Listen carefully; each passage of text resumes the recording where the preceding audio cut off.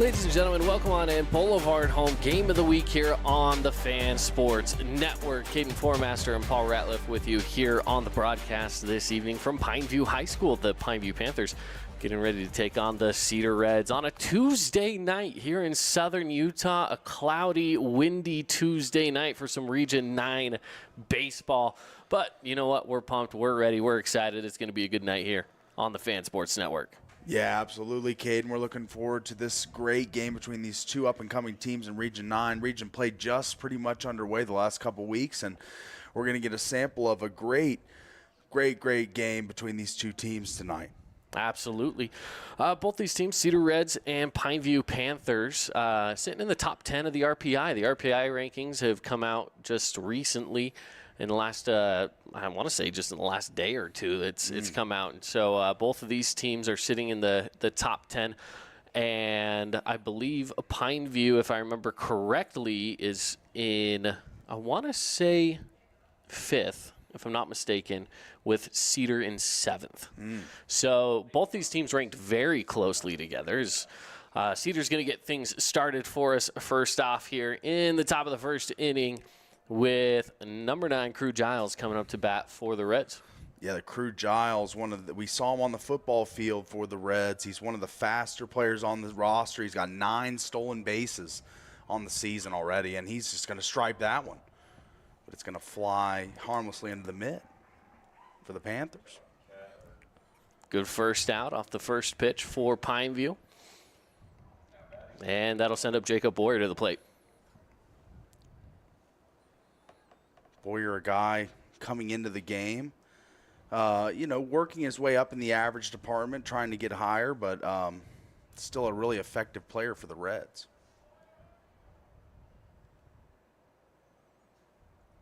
First pitch here to Boyer.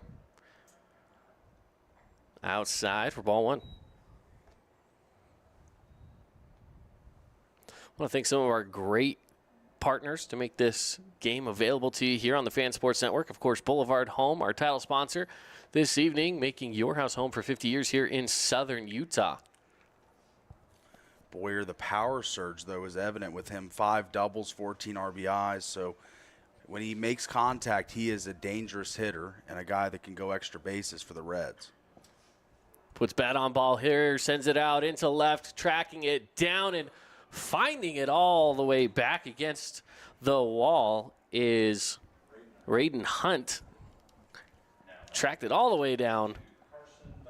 Yeah, long run for Hunt as he makes that play out in the field, and there was a good charge put into that ball and able to run it down for the second out of the inning for the Panthers. And don't look now, but they're making somewhat quick work of this Reds lineup through the first 2 batters.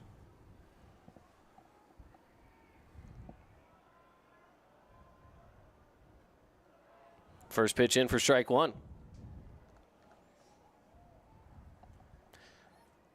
This is Carson Duncan up to the plate. Duncan, 361 on the season, 12 RBIs, 3 doubles, 1 triple. Another one down the left field line. This one will drop in. Hunt will throw in to short, and that'll be a single on the board there for Carson Duncan. And Duncan puts a duck on the pond for the Reds, and that's a good sign. Get a base runner on early. And, the object, I think, for the Reds might be to play a little small ball to start, get him on, get him over, get him in. But maybe if you're swinging the bat like that, like Duncan just did, man, there could be some more opportunities for some extra base hits. And I thought that was one, but a great play in the field by Hunt to get it in. Pitch outside, ball 1.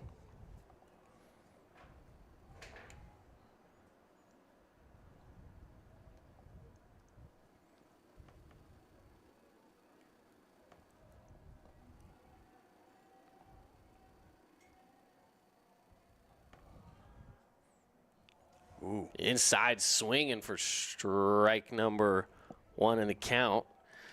Good pitch there. Yeah, diving. Kind of fell off the table, dropped off fast in the zone. Beautiful looking pitch. Runner on first takes the lead off. Here's the pitch. Swung on and missed. for strike 2. And that was a power pitch. Just attack the batter. Go right at him with your best stuff and best on best, and 1 out there. And now 1-2 count with 2 outs and an opportunity to get out of the inning early here.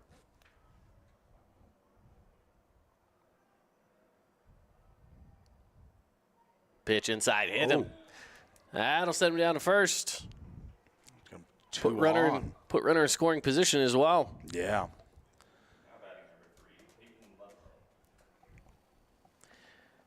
Brings up Peyton Ludlow, 5th in the lineup here for the Cedar Reds. Yeah, Ludlow 316 to start this season. 12 hits, 10 RBIs, 4 doubles, 1 triple. So he's got the ability to give you an extra base hit, and that could, really open this scoring up here in this first inning. So Ludlow, a capable batter and a guy that can definitely strike some fear into a pitcher and a defense for the Panthers.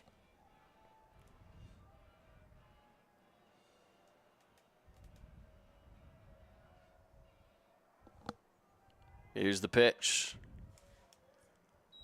Low and outside, that'll be ball 1. We're up in the booth tonight, so less ambient. Yeah. We're kind of in a box up here. It is. So it's really quiet on those moments where we're not saying a whole lot. A lot of times we're maybe sitting behind the backstop. This one's ripped into left, going back. It's a no-doubter. See ya, home run, Peyton Ludlow. Yeah, talked about how he's a very capable batter that can strike fear into a pitcher and a defense, and no opportunity for the defense in the field that time as he just sent that one over the wall to make this a 3-0 ball game in the first inning. See if we got a replay of that one. Oh, we get to trot around the bases a little bit there.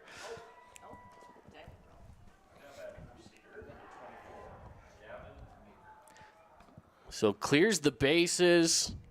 3 runs go on the board for the Reds.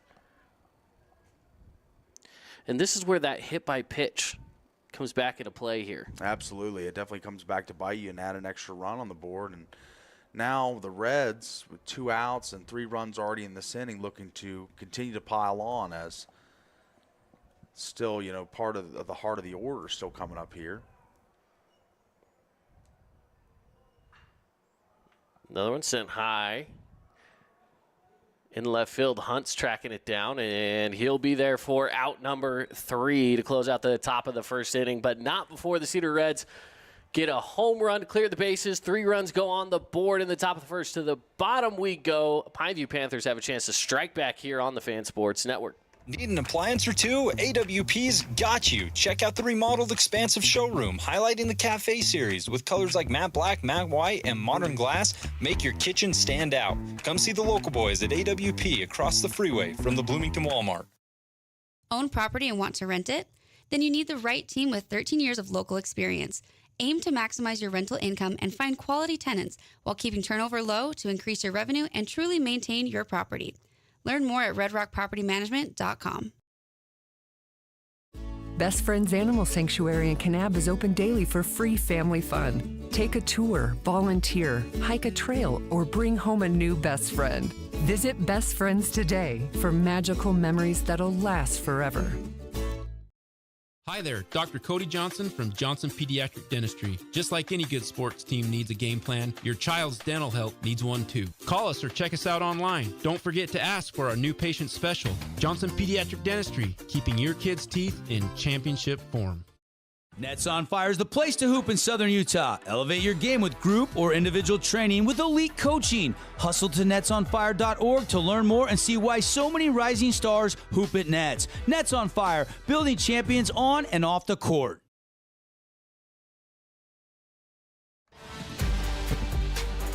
Back at it here in the broadcast booth. Today's game brought to you by Findlay Subaru. Go see the all-star lineup on the saving side of the freeway. And visit them online, FindlaySubaru.com. Leading off for the Pineview Panthers, Daxton Chase, first base for the Panthers. Lefty batter, stepping into the box. Yeah, Chase, a guy that hits for average, 444, and power. He's got a home run already this season.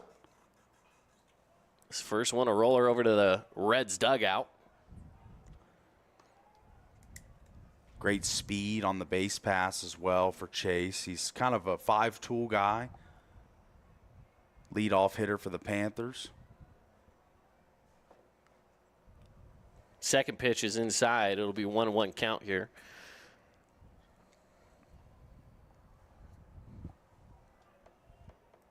You know, Cedar came into this season in the preseason polls. A little underrated is the off-speed pitch catches him swinging for strike two. You know, a little lower ranked in the region, but in Region 9, how much does that really say when you've got 6 of the 7 teams in the top 10? Yeah. And got him looking for strike number 3. Dirty pitch there. Has had him fooled out in front a little there, but Panthers looking to, 3-0 already with the Reds on the board early. This can't be a 1-2-3. You want to see the Panthers get somebody on here and able to create some offense, but they're an aggressive team on the base pass as well when they get somebody on. Wouldn't be surprised to see them try and steal a bag, but got to get somebody on first, obviously.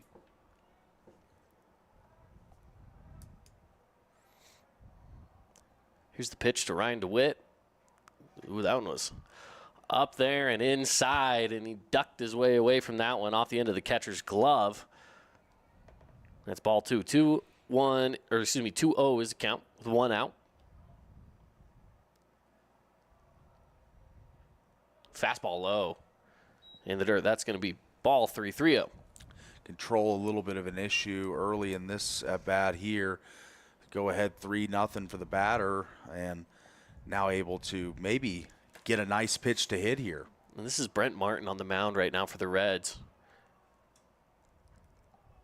And they're going to give him the strike call there. It seemed to me, and to the batter as well, it was a little high and outside, but strike is the call. He'll step back into the box for the the 5th pitch of this at-bat. And that one is low for ball 4. And now it's the pitcher saying, hey, I thought that one was in the zone. That's right. And finds his way into the first base bag over there, and that'll bring up Kobe Goodman.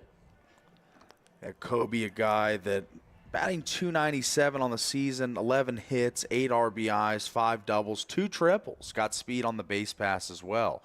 For the Panthers, would be really good to get him on base. First pitch called strike. Kobe transferred over from Desert Hills last year. Yeah, Kobe, great kid, at media day. Really, you can tell he's got a great upbringing and an ability to help his teammates and be a leader. Just a great kid all the way around. So really hoping he has a great year and has thus far. Sitting with a 1-1 count, 1 out, 1 runner on first. The pickoff attempt over to first is not there. If you're just joining us, the Cedar Reds with a 3-run home run in the top of the first inning. Framing attempt there, but it was low, I thought. Always love the framing attempts. I like seeing different catchers in the region and out of region and their efforts. I always feel like, this is another pickoff attempt, I feel like the best catchers are the ones that can really frame a good ball. That's right. The ones that can maybe even trick the umpire behind them. Steal a few, yeah. Steal a few strikes for his pitcher, yeah. It's a catcher worth their weight in gold. This pitch outside. It's a 3-1 count now to Kobe Goodman with runner on first and 1 out.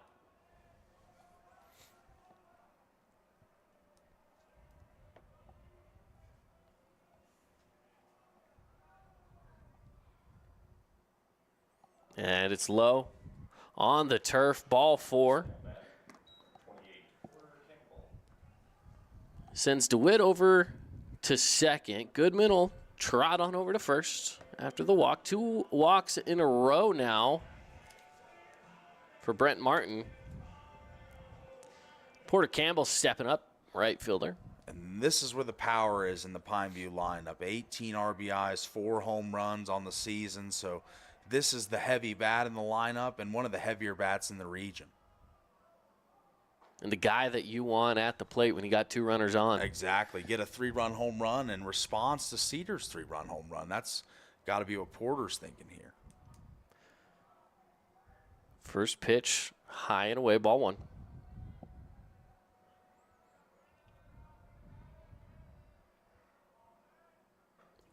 Well outside for ball two. Troll a little tad bit of an issue here as the inning wages on.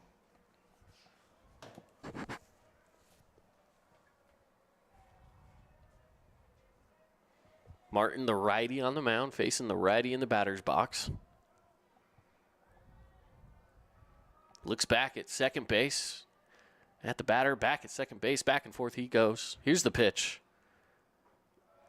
Inside, but caught the zone for strike one. 2-1 the count. Great location there, as that was a beautiful paint job of the inside zone and just nipping that inside corner to draw that strike call. Has control been a little issue this inning, but gets the battling back here to get the count even. Strike two. So, again, yeah, an even count. Ability to notch another out here and make this and get probably one of the more dangerous, a super sophomore in Campbell. Oh, got him looking. That area of the strike zone, that low and away part of the strike zone, this umpire really likes to call that one a strike right there. And so Pineview, I think right now the Panthers, and this goes for the Reds too later when they're at bat, you just got to be watching that and be a little bit more wary and a little more careful of that part of the zone. Make sure to protect it. That's right. First pitch, good off speed for swinging strike one.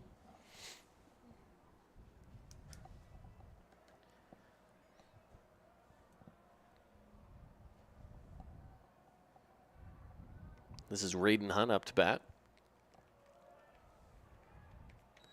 Second pitch was in the dirt. Or should I say the turf here. They've got the batter's box is on a circle of turf. Some fields have the full infield area as turf. Yeah, absolutely. Seen that around the region. Martin been dealing with a little bit, I've thought, as we see there, that hits the backstop. A little bit of control issues. If he's able to get out of this inning unscathed, I think that'd be a big win for the Reds because it's been a little dicey. He's gotten 2 outs here, though. Obviously gotten those 2 and needs one more to get out. And got them both looking for strikeouts, but walked the other 2. And, of course, Hunt here made some good plays in the outfield in the top of the first.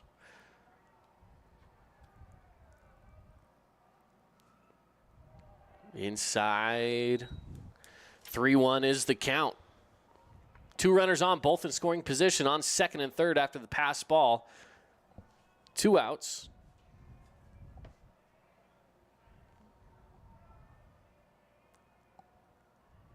Here's the pitch.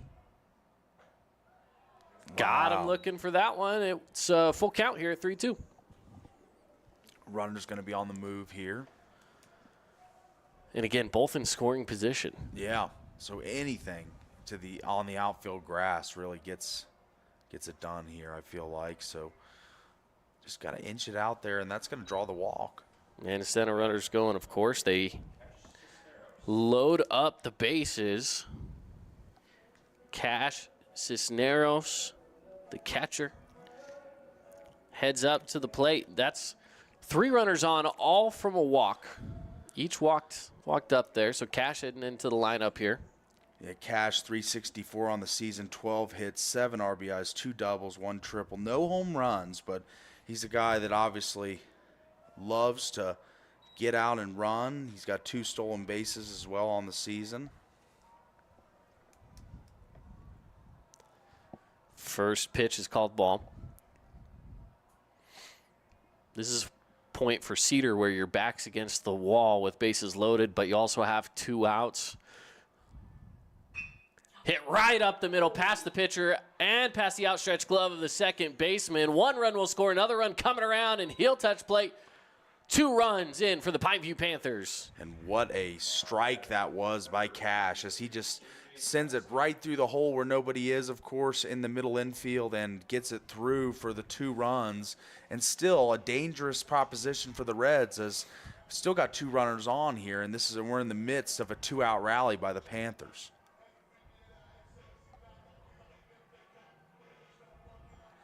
Now to the plate, J.J. Johnson, third baseman for Pineview. Wow. JJ, I like his walk-up song. Big X the Plug he's playing there. Kids liking the rap. Outside. Well enough outside. Jacob Boyer was able to get the stop on it, but he stopped it. It didn't stay in the glove, however. Enough to where the runners didn't go. And So JJ, it's a 1-0 count. The senior batting .643 on the season right now, leading the Panthers. Swinging a hot bat. That's playable. It's going to be in foul territory, and it's he'll get there called. to get the catch for out number 3. Wow, I did not think that was a long run, but wow, what a play made in the field for Martin, the pitcher, who was kind of on the ropes a little bit there in the later stages of that inning. So we will step aside here, head to the second inning. 3-2, the Reds lead, and they'll be back at the plate when we return on the Fan Sports Network. You could wander around a warehouse store forever and never find the one thing that could make all the difference. A helpful face? Now that's something to consider. Everything your local Bucks A stands for is written on our faces. Welcoming, neighborly, knowledgeable. When you're in need of a helpful face, visit one of our 3 Southern Utah locations. Hey, it's Marco from Coral Canyon Golf Course, inviting you to play the course with the best backdrop in Southern Utah. Make sure you get out and experience great golf for a great price at Coral Canyon. Visit coralcanyongolfcourse.com or call us at 435-688-1700 for your tee times. Your child's sports journey starts with the City of St. George Recreation. From their first steps on the court or field to becoming a star player, our youth sports programs are here to develop talents and teamwork skills. So get out and play. Check out all the sports and get signed up at sgcityrec.org. We love giving back to our community, and over the years, we have provided vehicles for families in need, supported local charities, and helped train our first responders. Dealer Collision, your place for collision repair. Today's game is brought to you by Boulevard Home, Wilkinson's House of Lighting, Coral Canyon Golf Course, and City of St. George Recreation. Into the top of the second we go. And this is Jeter Fieldstead up to bat. First ball low, pass ball for ball number 1.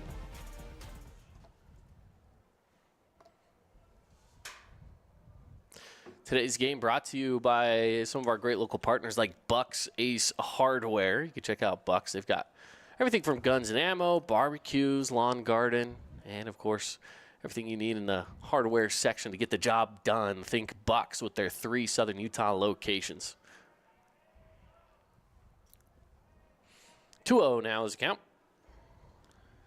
Fieldstead just 11 plate appearances on the season, so kind of a newer addition or infusion to the lineup, the senior. Chopping away at that one, and it goes foul right above the Panther dugout. So 2-1 now the count as he settles back into the right-handed batter's box.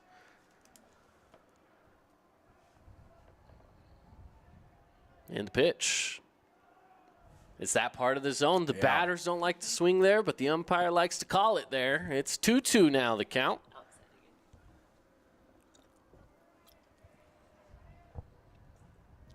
Fieldstead looking to protect the plate here.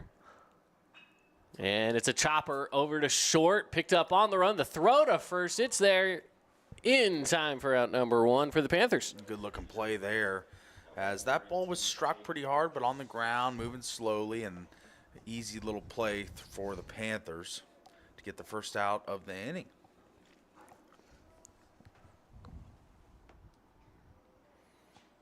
Nice little classic 6-3 for the first out.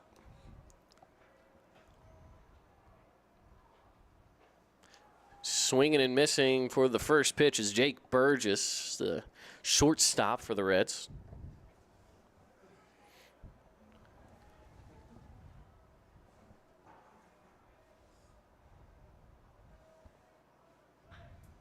hard swing and a grounder foul down the left field line. Yeah, that's a loud sound off the bat of Burgess there. As some great contact made there, but now the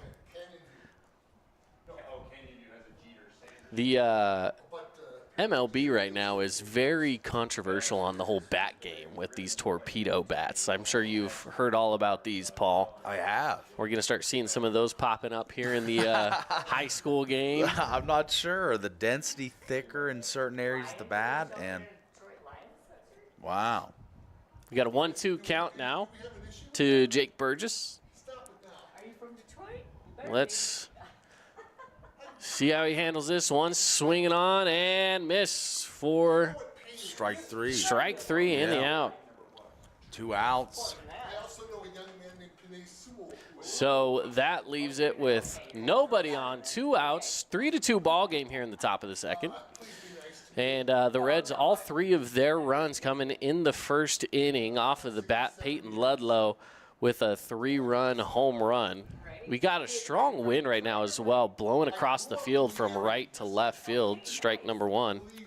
Yeah, the batter working his way, and the wind working against the batters tonight, you know, knocking some balls down in the outfield and making it tough. Swing and a miss, strike 2.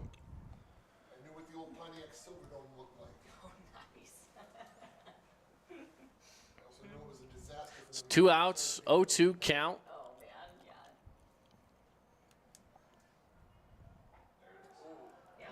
And no, everyone was ready to walk off the field. It's a 1-2 count.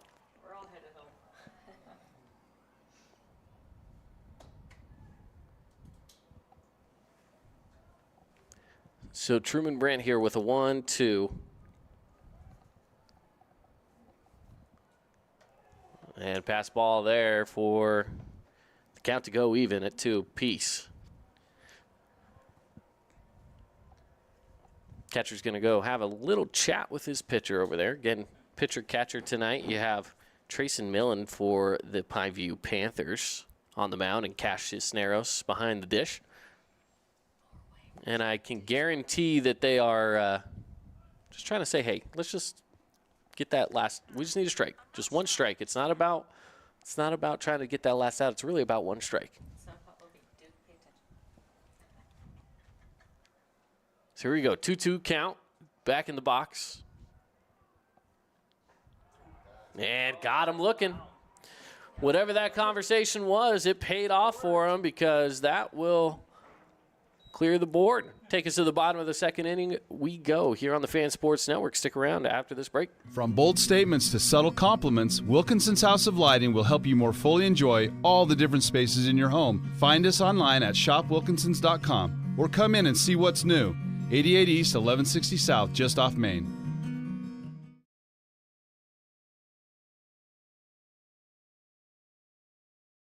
Hey St. George, this is Brian. I'm the new owner of your local Everbowl.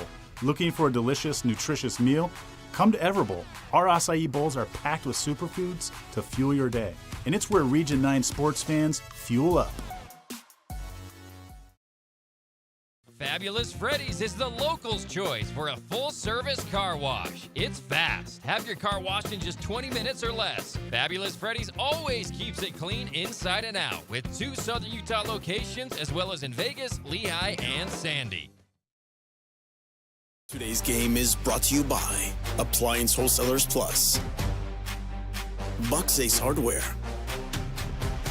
Dealer Collision, and Finley Subaru. So the Panthers go 3 up, 3 down there in the top of the second inning to get back into the batter's box here to start off the bottom of the second.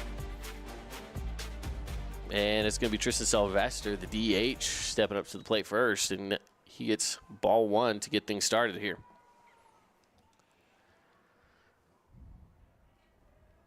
So no runs scored in the top of the second as well. The score stays 3-2.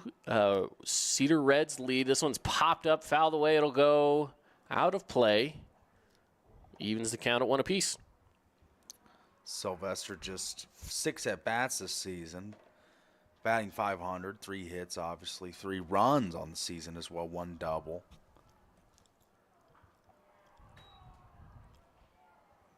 Changeup going outside for ball number 2. 2-1 the count. Again, a windy evening out here. Check swing, bunted foul. Gotta love those, and that'll even it up at 2 apiece. Now, with the wind being a factor, it's kind of a short shelf out there in left, but a tall wall. So, tall wall, but it is a little bit closer. May not be a factor tonight for some of those left-handed hitters with the way that the wind is blowing.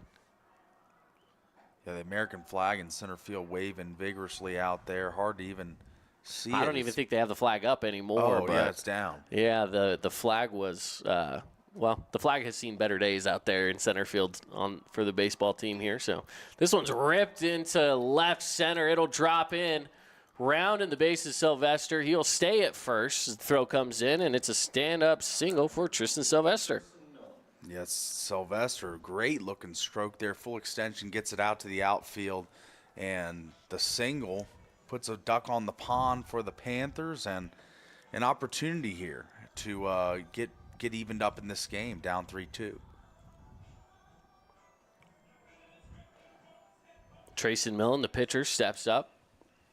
Last batter in the lineup for the Panthers. And a very capable batter, as he's got 14 hits on the season, 18 RBIs.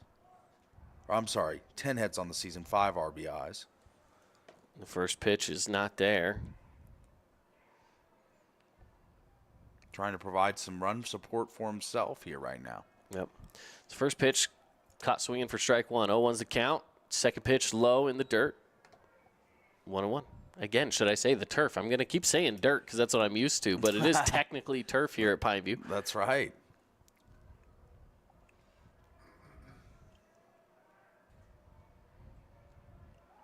Check over to first. He's back in time.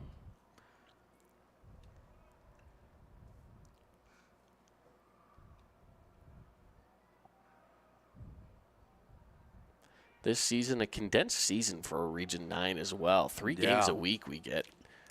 That one's low off the ground. Throw down to second as runner goes, and he can't hold on to it. Runner will still second. Great opportunistic steal there. And the throw, if it was on time, probably would have got him. I mean, I know that he dropped the ball, and it was it was on time. It was more just the on-target part that mattered there. But it was close. It was close. As you mentioned, if you can hold on to that, that's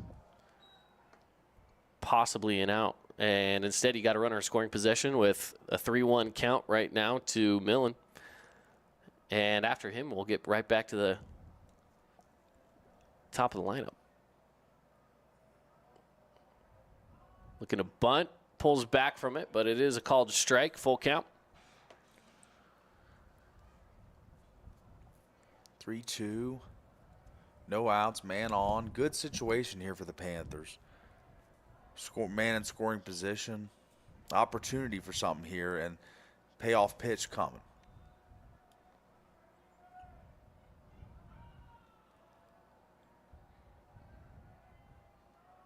And the pitch outside, so that'll walk him. So Daxton Chase will step up to the plate. Back to the top of the lineup we go. I was wondering because over on the circle, it was number 4. And then number 5 came to step up, so I was a little confused at the way they were doing it. But now they've got Kobe Goodman in the circle with Ryan DeWitt back in the dugout. So it looks like Pineview's kind of shifting around the way that they're doing their warm-up batter. Interesting. Yeah, I hadn't seen that until tonight from the Panthers, but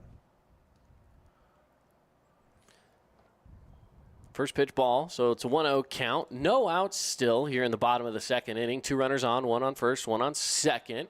This pitch down low. Runners will advance on the pass ball. 2-0 the count. now a similar situation as the last frame for the Panthers when they were able to add the 2 runs they have. They had 2 runners in scoring position, got a hit to the outfield, brought 2 runners home, and now they've got a similar setup here, top of the order, and the ability to strike when the iron's hot. When you got the runners in scoring position, put one in the outfield, get an extra base hit, whatever you can do. And Chase is the guy that can do something like this for the Panthers. Absolutely. Low inside, called for strike 1. That low pitch on inside. I mean, it's been drawing the call from this umpire most of the night. I think both teams need to acclimate, and they have, but he's been consistent with that call. Swung on, fouled away. 2-2 the count. Definitely a good cut there by Chase. Looking for extra bases with cuts like that. Struck out his first at bat, so again facing a count here now, 2-2.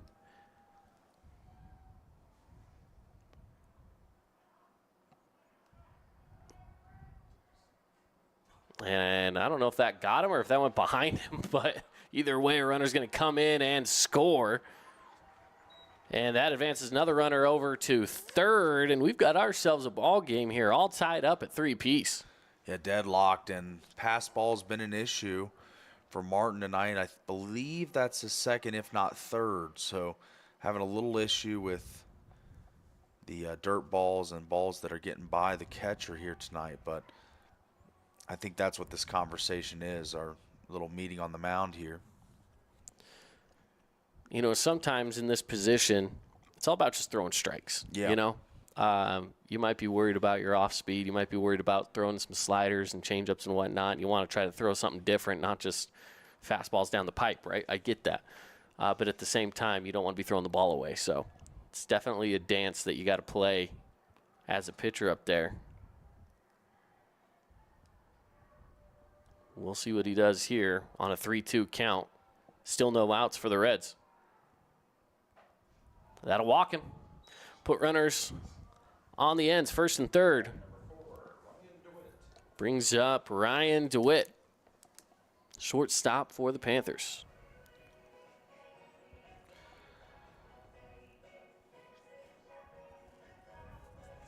DeWitt, a guy that's can drive him in. I mean, he's got 7 RBIs on the season and an ability to.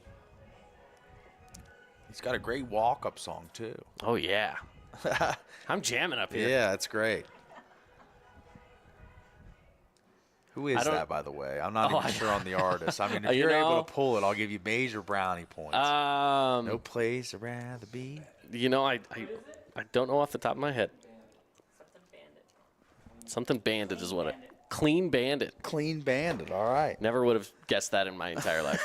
I know the song. Yeah. Never would have guessed that in my entire life. Everybody knows the song, right? It's a great one. Yeah, fantastic walk-up. I like when they switch it up. A lot of kids, you know, like they want to go with a little bit more of that like hip-hop and rap kind of music. And I get that. It's a good pump-up song to get you going. But you know what? This works very well. I like it. It's different. Plays to the crowd, It's too. different. That's right. The I think probably is a little bit of a back check over there off the pitch on 1-0 count. One of the more iconic walk-up songs in the MLB today is the one that's like, "I'll be A-O-A-OK." You know that song? I don't know whose walk-up song is that. Is it? It's someone in Philly. I think it's Castellanos, if I'm not mistaken. Hit right back to the pitcher, over to second base. No, he can't make the play. Wow. Getting back onto second. Daxton Chase nearly rounded it. He wanted to go for third, but he got back to second. They couldn't make the play. Millen comes in to score for the Panthers, if I'm not mistaken there. He does, and so now it's a Panther lead. 4-3. Still no outs. So and that puts runners on first and second. So this, I remember, this song, Bring Sally Up by Moby. I don't know how I know the name of that song, but I think that's the name of that song because it was Bryce Harper's walk-up song when he was a Nat. I remember that. So great walk-up song. Great minds think alike. From the pros down to Pineview High School. It's awesome. Same walk-up.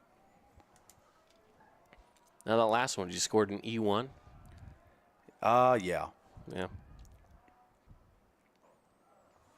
Higher in the zone.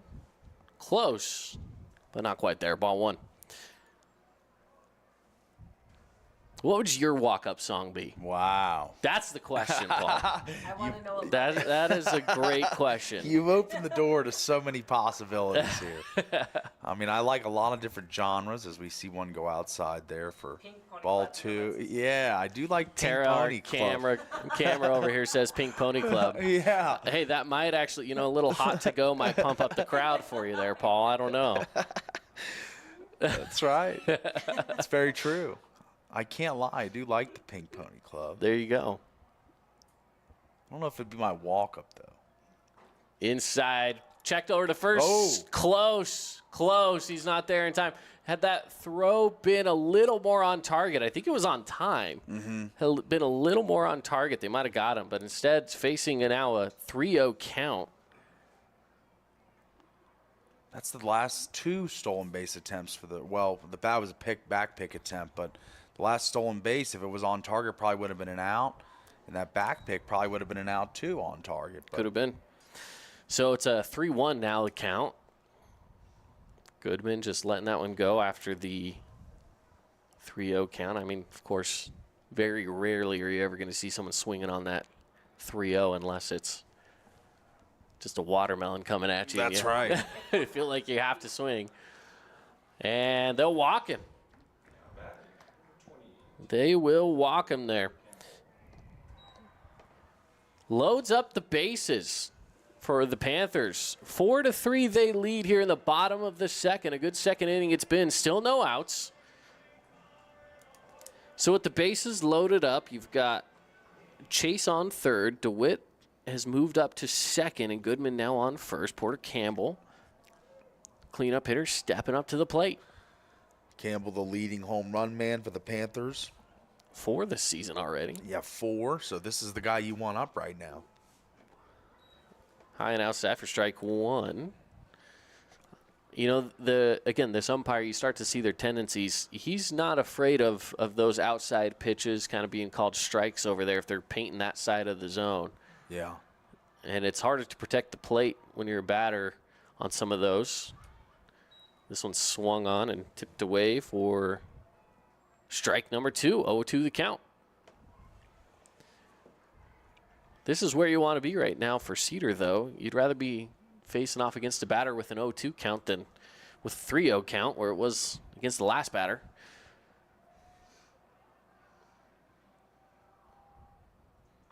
Hit hard over to shortstop, fielded well, over to second, throw over to first. That's not there in time, but you did get the one out at second, but sacrificed a score that came in and makes it 5-3. Yeah, that was about as.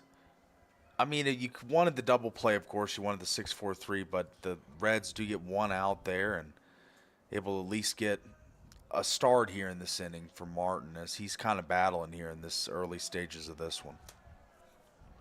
Although it's only 5-3 on the scoreboard, but he has thrown a lot of pitches, labored, some pass balls. Good fastball in for strike 1. But then he does stuff like that. And that had some heat to it. Regains control once again. And he's shown flares of dominance, but then flares of a little awry pitching as well. So that slider dropping hard, or a changeup perhaps, but whatever it was, it fell really hard and right in front of the plate.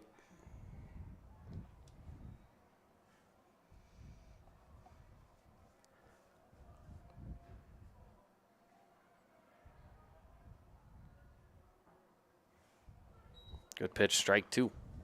1-2 the count. He's got some decent movement on that ball. He does. That's one of those that's it's been hindering and helping both at the same time. He's seen him go behind the catcher. He's seen some, like the one before this one now that makes it 2-2. But some of them he's catching them looking like it's going to go high, and it drops right in there. Yeah. Change up no good there, though. It's 2-2 the count with just one out.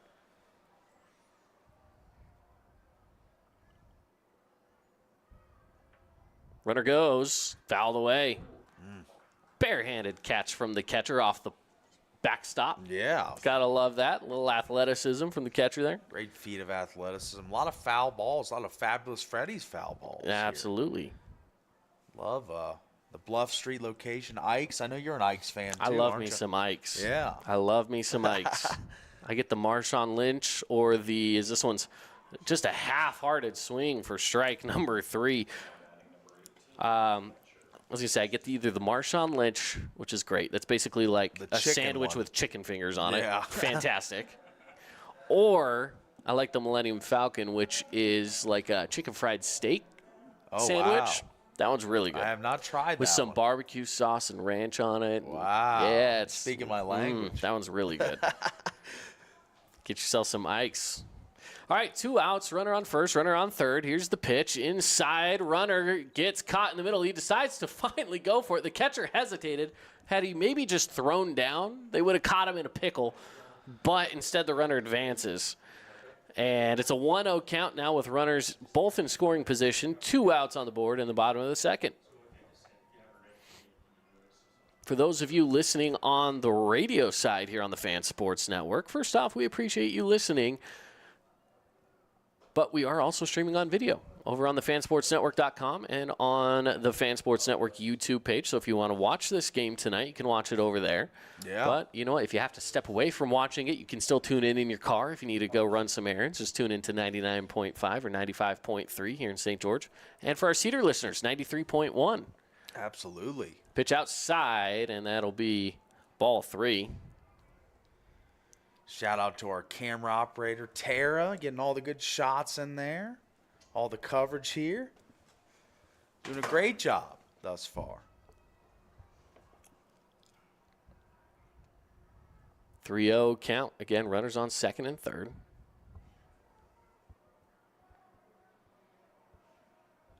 Here's the pitch. Ball goes away, and that'll walk the runner. Right on over to first. 2 outs. Bases are loaded.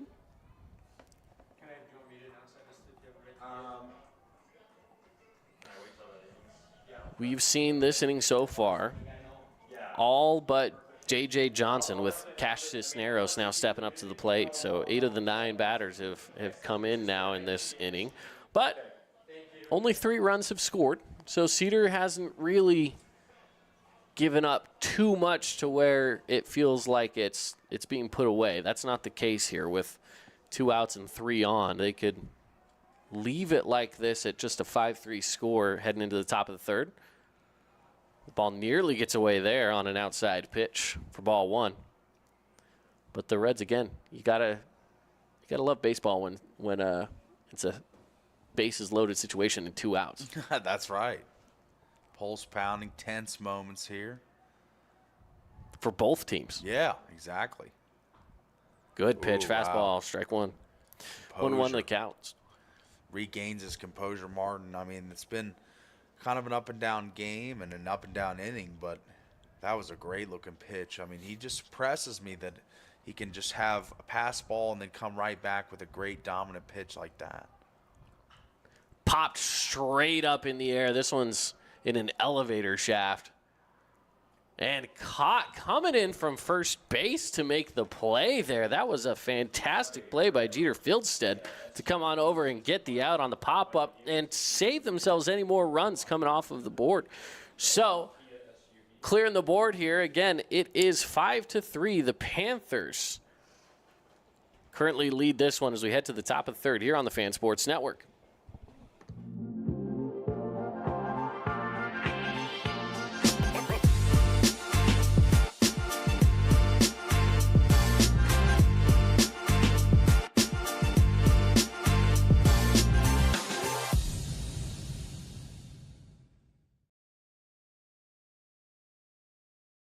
At Grass Creek Construction, they put their heart and integrity into every build. Their team is committed to delivering top-quality commercial projects that stand out. Integrity is their competitive edge. Building with passion, building with purpose, proud sponsor of local sports. At Great Harvest, we believe in crafting more than just bread. We provide crisp, garden-fresh salads and savory sandwiches. Everything from garden fresh ingredients to our signature handcrafted bread. Our friendly staff will guide you to find a meal that will leave you craving seconds. At Great Harvest, we truly provide something for everyone. And don't forget our baked goods. Satisfy your sweet tooth and finish your meal with a brownie or cinnamon roll. Come visit us at Great Harvest.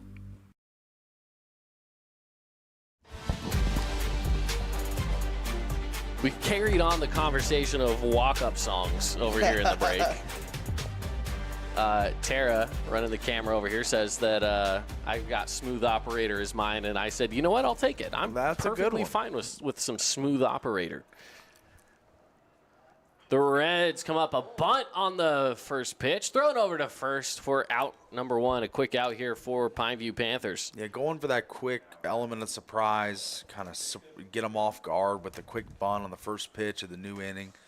And it didn't work out like the Reds, I think, assumed, but one out quickly here for the Panthers.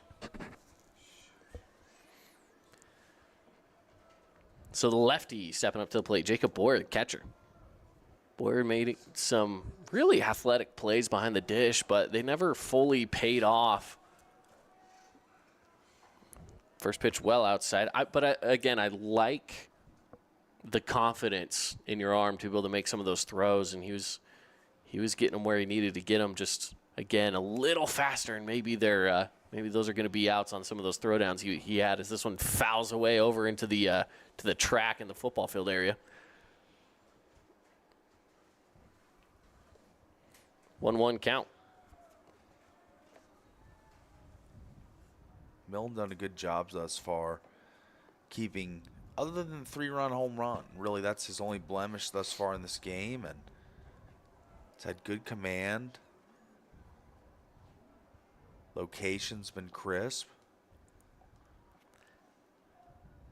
2-1 the count.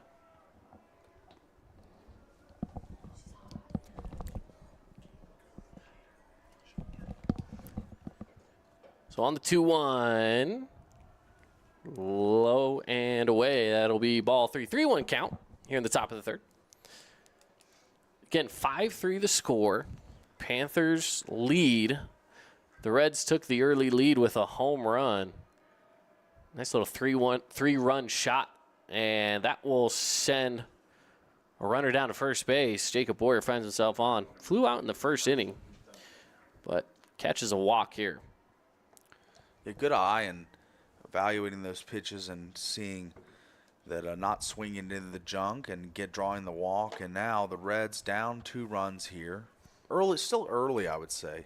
Yeah, still early. Not late in this game, and plenty of time to make up the differential here. And with a man on and just one out, this might be the time to do it.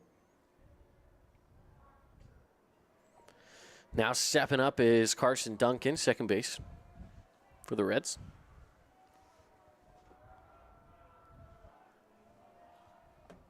Runner goes, throw down over to second, not in time. It bounces over the outstretched glove, and that'll put a runner in scoring position there for the Reds. With a 1-0 count. Take away the ability for the double play ball as well, which is big, to avoid that for the Reds.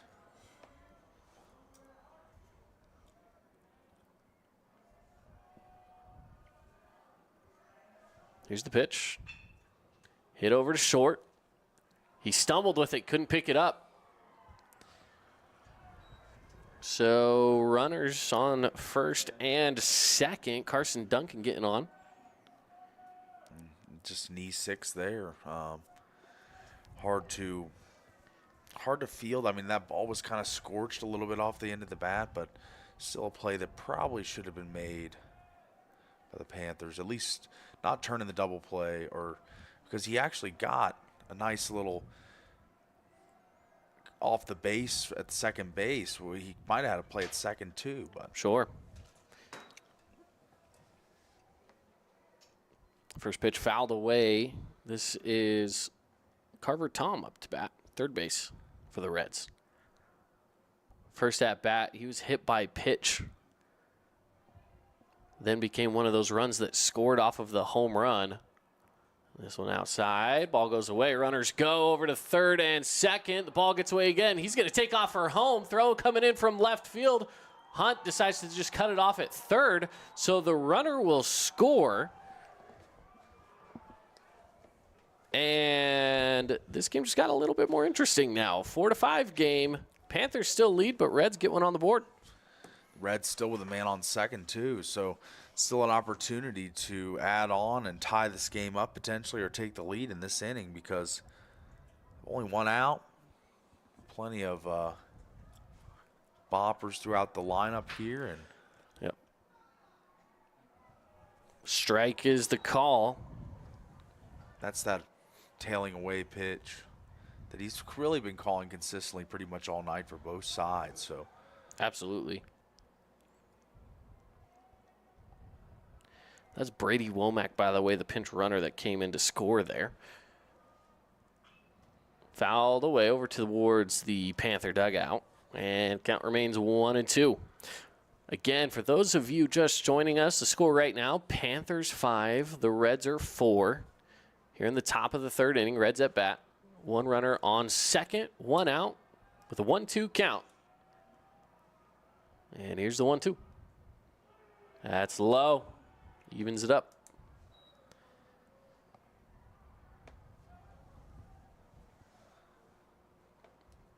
Yeah, if you're Milne here, you're probably doing your best to navigate through the mess that is what you're dealing with at this point, because this was looking, the first out was a quick one-pitch bunt, throw to first for the first quick out, and it hasn't gotten one since. And the Reds really starting to dig in here offensively, and some errors, and now they got an extra run on the board, 5-4.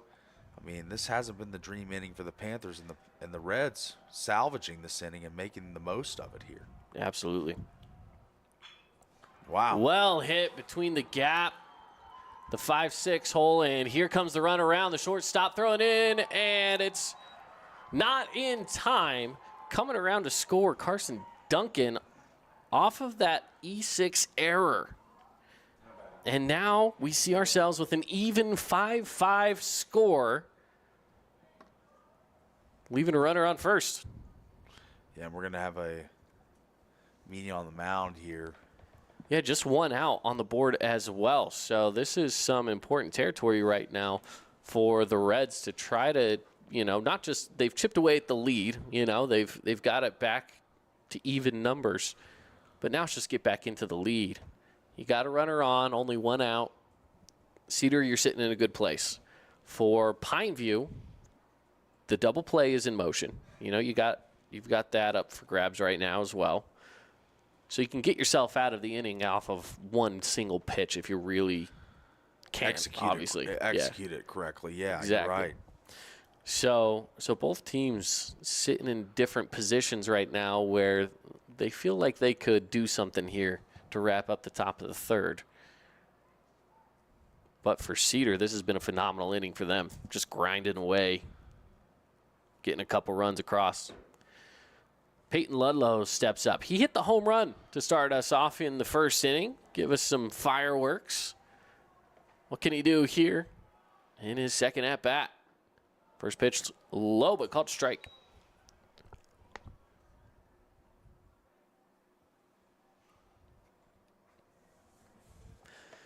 Now today, Paul, being that it is April Fool's Day, I promise our viewers and listeners we won't be dropping any fake news on them today. That's right. I was baited a few times today by multiple people. Swung on and missed, so strike two, 0-2 the count. We were talking about this before we started the broadcast today. We said, being sports fans and being in a sports world that we are, it is really easy for people to throw out solid April Fool's jokes. Yeah, that's right. Because you just mentioned, is this one's chopped foul? You could say anything about, LeBron James announcing his retirement. Yeah. Or Aaron Rodgers signs with the 49ers. That's right. I saw some good ones. Things like that I've been seeing today that I'm just like some somewhat believable. Yeah, it's stuff, like almost but, believable. Yeah. But you're like, I can't do it. I can't throw my hat into that ring today. That's right. I agree. on the ground. It's a 1-2 count, which I don't mind. Maybe try to get him chasing on the 0-2. Yeah. Go fishing maybe, but to no avail. But again, April Fool's Day, so just take everything you hear today with a grain of salt. That's right. I got tricked on one, and it was my friend online saying that this pitch, also in the dirt, runner goes, he'll get to second easily. My friend said that him and his wife bought a house in Switzerland, and they moved over there, and I was like, oh, that's cool, good for you guys. And it turns out that was obviously fake, so. Yeah, absolutely. That didn't happen. I was like, you know what? Cool. If you guys are moving to Switzerland, good for you guys. But, yeah, he got me. I got a few times from various people trying to, but. Chopper over to third, throw across the diamond, and no, it gets away from him. Rolls out right. Fielder's going to go out there, pick it up. Runners advance. So the error will result in runners on second and third. And again, more runners in scoring position with just one out. Yeah, I mean, it's been a little sloppy here from the Panthers this inning. You know, multiple errors to create runs and scoring opportunities for the Reds. And now we have another meeting on the mound, and a short one at that. But still, I think that was beneficial just to slow it up a little bit for Milne, as the Reds really starting to see a big ball right now. Chance to try to get back into the lead here. Again, both runners in scoring position on second and third. Gavin Macker at the DH. At the plate in the right-handed batter's box, facing against the right-handed pitcher. First pitch. No, ball one. Number 24 against number 24. Which, watching the A's game yesterday, A's and Cubs, everyone wearing number 24. I don't know if you caught any of that or not. I didn't catch that. What was the significance? Oh, for Ricky. Ricky Henderson. Yeah. Okay. Oh, gotcha. Yeah, Ricky passed away in the offseason, so everyone was wearing his jersey number. Of course, in Sacramento now. Sure. Their jersey patch is the Visit Las Vegas patch. On the sponsorship It is. patch. They're trying to get a little semblance of the Oh, wow. That caught him right in the jaw, I think. He's slow moving. Maybe it got him in the ear, but it will load up the bases. That is always scary when you see a pitch coming in. But he is looks to be he's okay. making his way. He looks to be all right. A little shook up. It looks to be okay, but we got the a replay. Ooh. Oh, yeah. That was high and tight. Yeah, I don't like to see that. Yeah. Luckily, it wasn't the fastest pitch we've seen tonight. Yeah. Not that anything ever feels good. You'd never want to take a baseball to the face like that. But took it like a champ. Wow.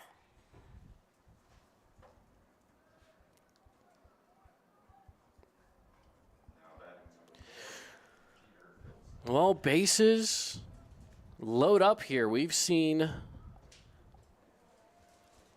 now onto our seventh batter in the lineup. Popped straight up. That's going out into left. Did he make the play? He did. He caught it. Throws it down to the catcher. He's going to stop any runs from moving. What a play out there in left field for Hunt. Man, what a... I want to see. Was that for sure? Let me see if that for sure was... Oh, and it didn't capture the replay. Of course, the one time it doesn't capture the replay for us. I wanted to see if it was for sure Hunt that tracked that down, but I'm pretty sure it was. Making the sliding catch. That's up there for our AWP playmaker play of the game right now. That's a leading candidate for sure, Caden, as, man, he had to cover a lot of ground out there, was moving at a high rate of speed, and the skill and the delicate nature of that slide to make that play. It was a finesse play as much as it was anything. Wow. Out there in the field. Great grace and makes the play. First pitch away, ball one. So now up to the plate. We have Jake Burgess. He struck out his first at bat. Milne would like nothing more than a strikeout here. Well, now he's facing 1-1. Got him swinging on the outside fastball. So this is talk about a dangerous situation. We've had a few in the game for both teams now, as the Reds really threatening here, bases loaded. And that's on the ground, and that's through the gap. That's going to score 1 run. 2 runs coming around the throw to the plate. It's off the mark. 2 runs score. That is a nice little RBI single with 2 runs coming around. Yeah, Burgess put a nice barrel on that ball to get it through the hole, and like you say, brings home 2. And now Pineview going to have a meeting on the mound here, and probably a little longer one, more extended, not just pitcher and catcher. Now we got whole team circling up. And yeah, again, with 2 outs here, they are going to bring in different pitchers. So we'll see who they've got in the lineup here. 7-5, Cedar on top right now with, again, runner on second and first with 2 outs. Pineview just needs to close out this inning, but we'll see what they do as they bring in another righty. We'll give you all the information on the other side. Here on the Fan Sports Network, it's our Boulevard home game of the week. The Reds lead the Panthers 7-5. Asphalt. It's not something we think about much, except when it's in bad shape. At Holbrook Asphalt, we help cities, HOAs, and businesses avoid replacing painfully expensive roads and parking lots. To avoid the cost of replacing asphalt, you must effectively preserve it while it's still in good condition. University research has shown Holbrook Asphalt's HA5 slows asphalt aging by 67%. We make your pavement assets last longer, cost less to own, all while achieving higher property values. Visit holbrookasphalt.com to discover more. Aloha, sports fans. It's Boo and Nick from Honolulu Grill. Come get a taste of the islands. Try our famous Kalua pork or tender teriyaki chicken, and you'll love our mac salad and sweet sauce on your rice. Don't forget to try our original Kava 8 at Honolulu Grill. It's game time. From bold statements to subtle compliments, Wilkinson's House of Lighting will help you more fully enjoy all the different spaces in your home. Find us online at shopwilkinsons.com or come in and see what's new. 88 East, 1160 South, just off Main. Fabulous Freddy's is the locals' choice for a full-service car wash. It's fast. Have your car washed in just 20 minutes or less. Fabulous Freddy's always keeps it clean inside and out with 2 Southern Utah locations as well as in Vegas, Lehigh, and Sandy. Today's game is brought to you by Everbowl, Back 9 Golf, Fabulous Freddy's, and Great Harvest Bread Company. Pitching change for the Panthers coming out of the break here. They've got 2 outs, but they are facing a hot Reds team right now. They've scored 4 this inning. It's 7-5 with the Reds in charge of this one. They're in command in the top of the 3rd. Again, 2 outs, 2 runners on, runner on first, runner on second. Robbie Cardone steps up to the mound. And at the plate is Truman Brandt.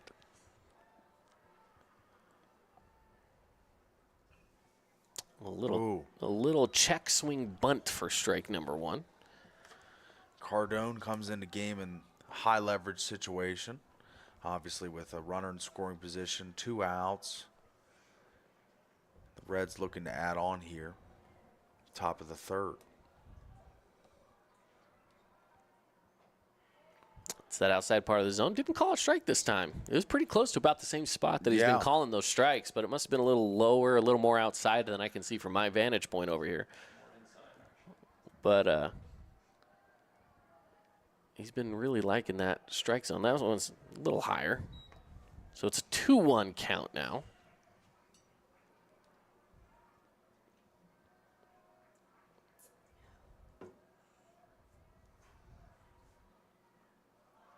Got it in there. The off speed dropped in perfectly. 2-2 is the count.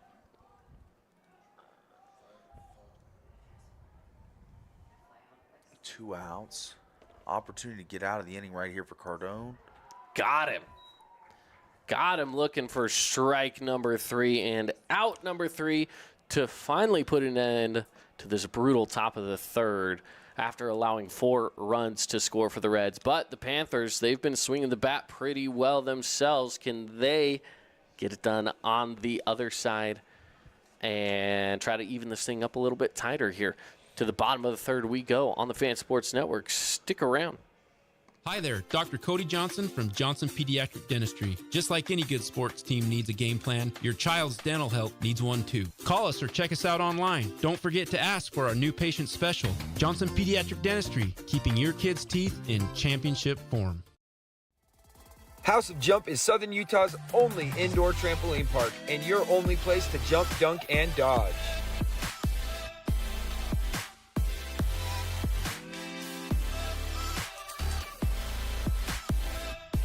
Head on over to our house, the House of Jump. At Intermountain Sports Performance, we've been training athletes for over 20 years, and we guarantee your athlete will improve speed, agility, explosive power, and reduce the risk of injury while working with the most qualified and experienced team in Southern Utah. Find us on Instagram at sportsperformance_IH to learn more. Back at it here from Pineview High School. The Pineview Panthers hosting the Cedar Reds. And up to bat right now, we've got, I believe this one, it might be Tristan Sylvester, if I'm not mistaken. It is. It is indeed. I thought we were at J.J. Johnson, but I must have been mistaken. He got the last out of the game, actually, last out of the second inning. I just didn't write it in my book because, I don't know, I'm stupid today, I guess. It's one of those things. Too many things to keep track of. That's right. Today's day and age. Maybe we'd take away the nickname for you, Smooth Operator. Smooth operators hit bumps every so often. That's right. Our camera operator doesn't like the sound of that. The one who gave you the nickname. We were joking because I said I like Formula One. That's right. And there's a Formula One driver. His name's Carlos Sainz, and his nickname is Smooth Operator. I said, listen, if I can be in the same league as him, I'm on board with this nickname. That's right. Swing and a miss. Strike 2. 2-2 count now for the leadoff batter. And Tristan Sylvester, the DH, he got a single his first at bat. Brought him all the way around and swung on and missed for strike 3. What a good-looking power pitch there. It went right after Sylvester, and he offered at it and was unable to make any contact for the strikeout. And Reds with the 7-5 lead, still protecting, and it was a big inning last inning for him in the top frame or the top half of this inning. So being able to preserve the lead in this high-scoring affair that we've seen thus far is one of the biggest obstacles for both teams, because we've seen both teams take leads and surrender them to the opponent. So let's see if the Reds can get out of this inning unscathed, and they've got one out here early. Absolutely. Well, we've got ourselves a substitute coming in. We got number 8, Parker Heath, stepping up to the plate.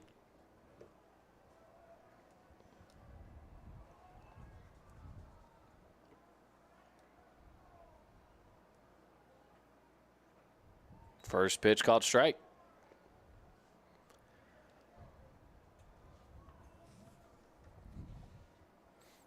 The wind is mostly settled down for right now. Yeah.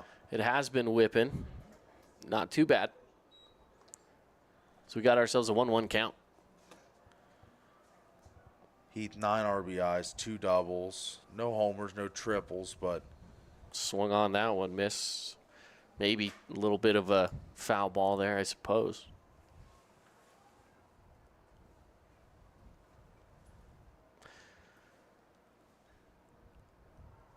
Now we do have again, for our people at home, we have these lights here. This is grounded over to short, the throw to first. Whoa. Did he get him? He got him. Got him. Great play. But again, we have these lights here that are just about camera level with where the game is, and it makes an interesting shot when the ball gets hit out into over to shortstop and left center field, and again, if it gets hit down the right field line from where we're at. So from where we're at, we apologize if for some reason it goes over there and you're saying, hey, I can't see the lights in the way. I can't control that. I'm so sorry. But sometimes we do what we got to do. We're just happy to be here at the ballpark. That's right, battling through. Did that get him, or did he dodge it? He might have stepped over it. That was impressive. The ball was headed right at the legs but he was able to get off smooth there with nothing, just a ball on the count. And Chase will step back up. Outside's the call, 2-0.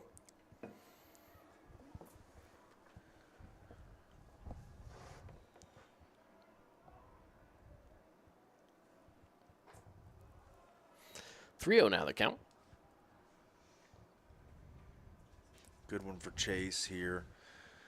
Hitter's count, of course. I mean, not going to swing most likely 3-0, but unless he gets a watermelon, like you said earlier, Cade. Yeah. Most coaches will say, I don't care if it's a watermelon or not, just stay off of it. Pitch, yeah, just like that, and you draw the walk. So an easy walk, his second walk of the game. He's been on base twice, but hasn't put bat to ball yet. So you know what? At a certain point, does that really matter as long as you're coming around to score? And he already has today. So Brian DeWitt will come up.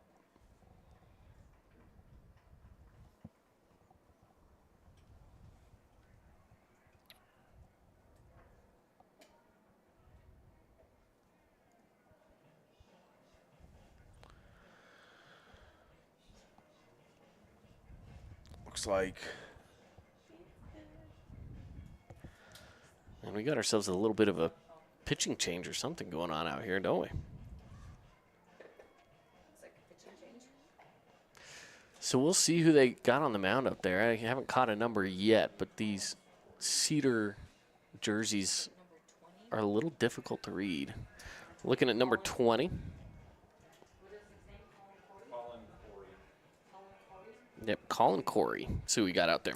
Well, we'll let him get warmed up. We'll take a quick break. We'll be back after this. The Reds still lead 7-5, but they're facing 2 outs right now as well with a runner on first. More on the other side of the break on the Fan Sports Network. Hi, I'm Jermaine O'Jegman from The Rink, and I'm inviting you to come out and escape The Rink. The Rink is the hot spot in town for big group events and kid birthday parties. We now have a karaoke room and retro skate night every Friday night. Visit skatetherink.com to learn more and let the good times roll at The Rink.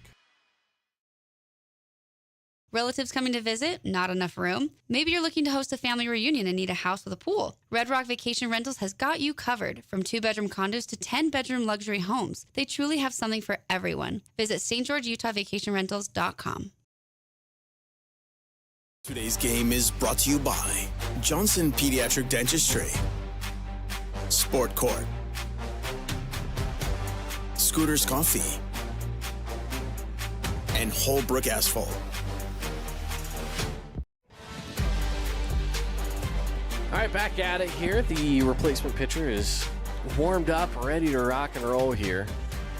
On the mound again, Colin Corey for the Cedar Reds, and back into the box is Ryan DeWitt. 2 outs. Fresh on the count. First pitch, low, spiked it.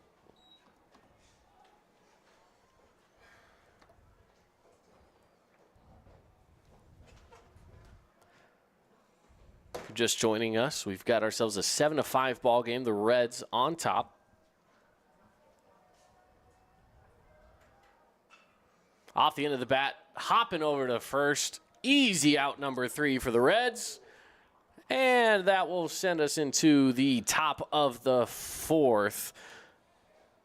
And they were able to keep it scoreless there for the Panthers as well. So a good defensive inning for the Reds, and the pitching change coming just in time. So a good fresh arm will be there back again in the bottom of the 4th. Again, we'll head to a break. 7-5, Reds lead, looking to extend it when we return here on the Fan Sports Network. Welcome to the Back Nine. We bring the world's best courses to you. Elevate your game at any time with 24/7 access to top-tier golf technology and expert PGA instructors available. Back Nine Golf is a place to improve your swing for all ages. Join us today. Huge news! Sport Court has a brand new showroom and design center, and it's next level. See why so many are choosing Sport Court here in Southern Utah for top quality basketball, pickleball, and multi-purpose courts. Learn more at sportcourtofsouthernutah.com.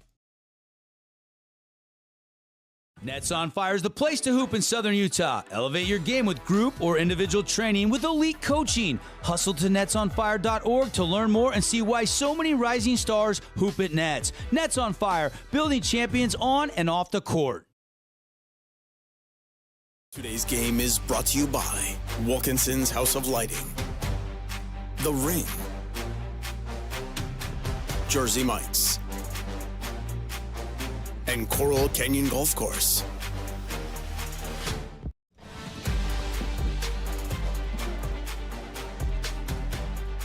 Back at it here in the broadcast booth. The Reds have the lead, and they're going to be hitting back up to the plate again right now. Heading up to the plate is Crew Giles. They worked their way all the way through the lineup as this is ball one to get things started.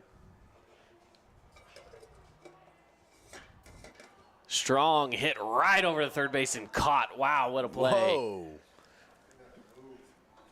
That was crazy. Nice little line drive, but I don't think you could have placed it in the third baseman's glove any better than that. That's right. Great exit velocity, but just right at him, man. Nothing you can do there. Not at all. This brings up Jacob Boyer. Walked his second at bat. First at bat flew out to left field. Pitch off target, ball one. 1-0 count.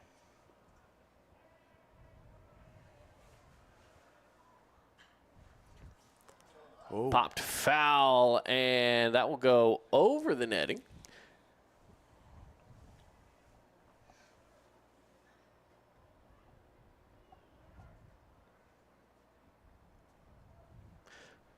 Count even up at 1 apiece.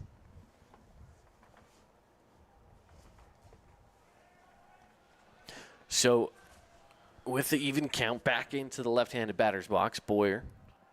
Here's the pitch. Hit well out into left field. Hunt's tracking it down. He's there to make the play. And this is the third time that he's been able to track down a ball out there. Fourth time that we've seen the left fielder in Reedon Hunt tracking it down for the out. Yeah, he's done an excellent job out there, most notably the sliding grab that he made. Yeah, probably the play of the game right now. Yeah, absolutely. Got the second out of the third inning. I almost said fourth, the third inning.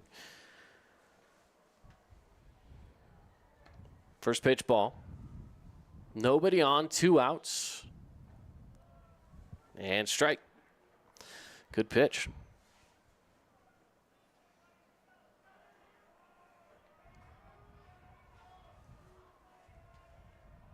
Here's the 1-1.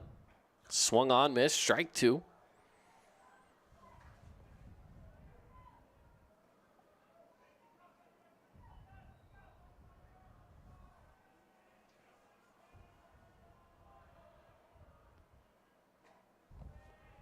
Outside, count even up at 2 apiece. 7-5, Cedar leads. They're facing 2 outs, nobody on, and a 2-2 count right now for Carson Duncan. And got him swinging for strike number 3, out number 3.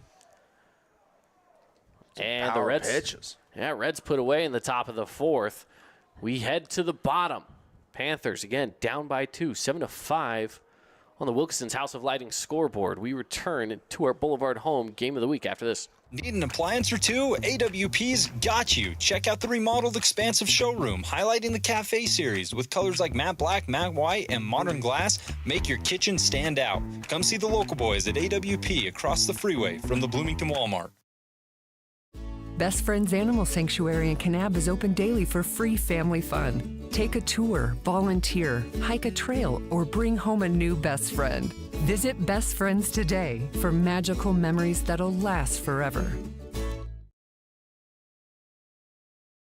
Create your own relaxing, comfortable space. Boulevard Home offers the guaranteed best prices on furniture, appliances, mattresses, and more. And buy with no interest financing. Shop Boulevard Home, because home is who we are. Hey, it's Marco from Coral Canyon Golf Course inviting you to play the course with the best backdrop in southern Utah. Make sure you get out and experience great golf for a great price at Coral Canyon. Visit coralcanyongolfcourse.com or call us at 435-688-1700 for your tee times.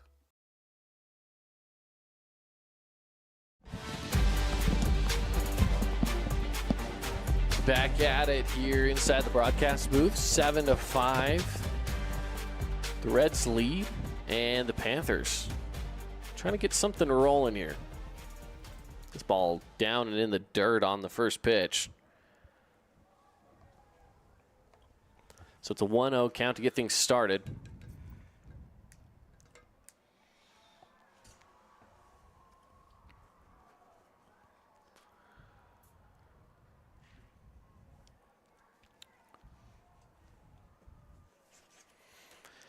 At bat right now is Kobe Goodman, center fielder for the Panthers. There's one of the umpires out there talking, the coach for Cedar, Coach Brad Larson out there. Looking at their lineup sheets.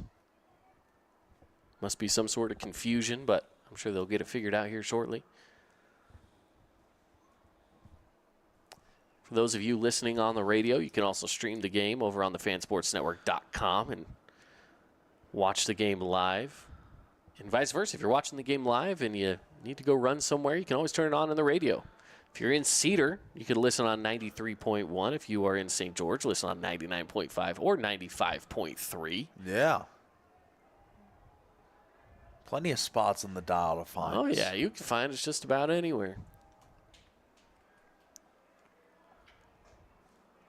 Fastball coming in on the outside edge for strike number one.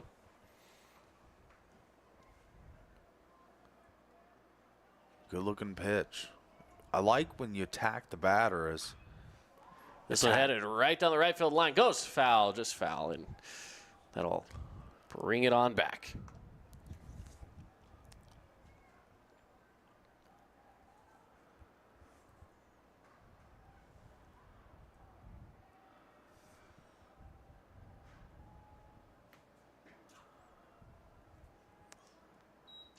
Two now the count. Another ball coming in.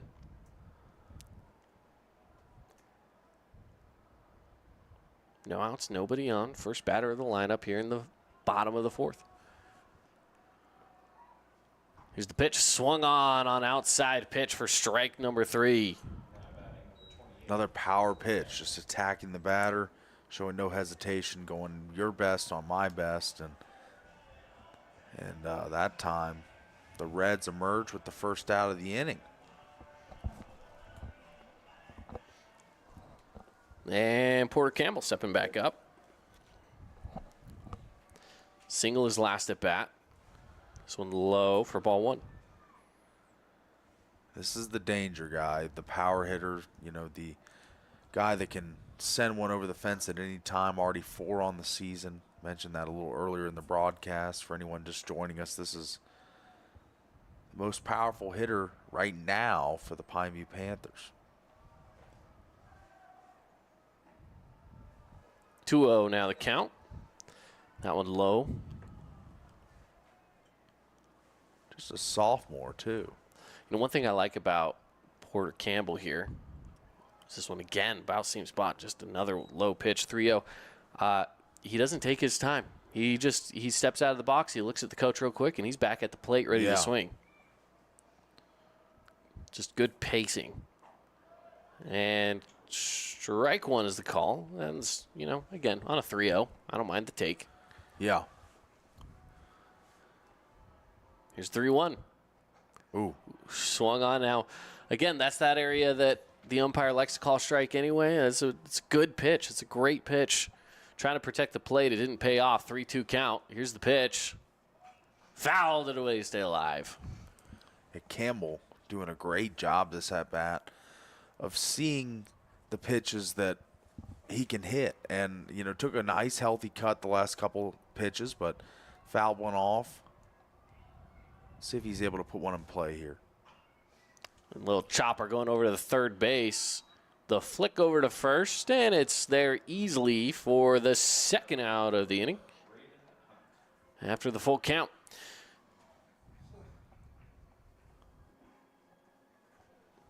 So Raiden Hunt steps up. He's walked every at-bat so far, his third at-bat coming our way. 2 outs, no one on. Panthers trying to get cooking here. It's been a struggle in this inning. This one is in the air, tracking it down, able to bring it in with the ball running away from him. For out number 3 over there on first base, making the play is Jeter Fieldstead. A couple of good plays now from Fieldstead. Yeah. And with that, that wraps up the 4th inning. On to the top of the 5th we go here on the Fan Sports Network. We'll be back right after this.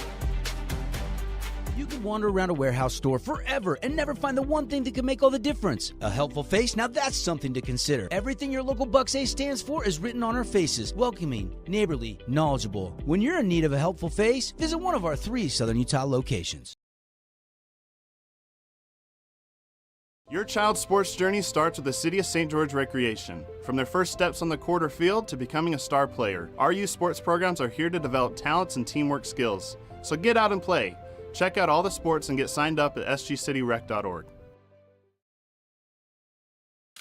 Oh, hello, Italian nightclub from Jimmy John's. Ciao, freshly baked bread piled with Italian-style meats. Hey, hand-sliced veggies. Am I obsessed with this sandwich? Yeah. So what if I am? Jimmy John's. Order online or on the app. At Grass Creek Construction, they put their heart and integrity into every build. Their team is committed to delivering top-quality commercial projects that stand out. Integrity is their competitive edge. Building with passion, building with purpose, proud sponsor of local sports. Today's game is brought to you by Down East, House of Joan, Udi and Associates, and Best Friends Animal Sanctuary. First pitch swinging there for strike 1 to start off the inning.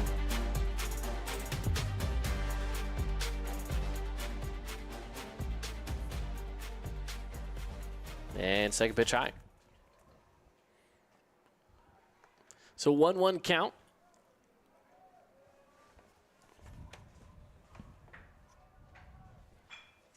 Good hard hit over to short, making the diving stop. Can he get the throw to first in time? No, he cannot. But it was good effort. You got to give the A for effort. Great snag. Just the throw pulled the first baseman off the bag and unable to make the out there, but still an amazing pick there.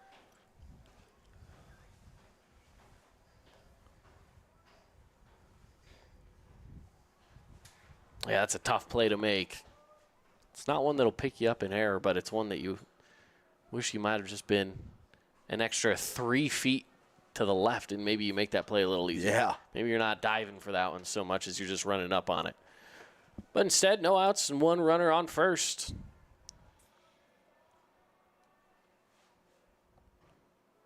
First pitch outside, ball 1. Up to bat right now, Peyton Ludlow for the Reds. Again, a home run. He also got around to score off an error. He's touched home plate twice tonight.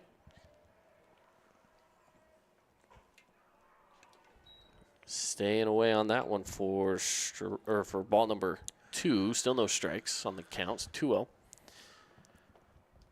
Yeah, Ludlow, a guy, like you said, the 3-run home run in the first inning, and he's a guy with the power and the speed. He's got a lot of tools. Ooh, good chop at that one, but off the mark. Strike 1, 2 on the count. He was swinging for a second home run on that. He was ready to hit it over the Yeah. warehouse on the other side of the trees over there.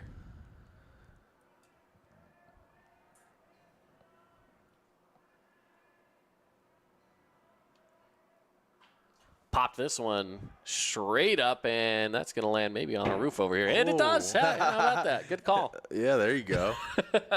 Forecasting. I like that. I know it. I know it. You know, there's a parking lot not too far behind us over here, and that's always one of the biggest worries I ever have if I come here and I get one of these close spots. You know, pros and cons. Pro. You You're close close. spot, yeah. Con, you might get a baseball through the windshield. This one also sent high, but in play. Tracking it down over at third base is Johnson, making the play for out number 1. Runner stays on first. And that'll bring back up Gavin Mackert. Remember, he was hit by a pitch, that one that he took high. I mean, right to the helmet. It was a little scary. Yeah, to the ear area it looked like, and was able to fight through and continue in this game. But it was a definite scary moment for sure, Caden. But glad he's okay and in the batter's box now.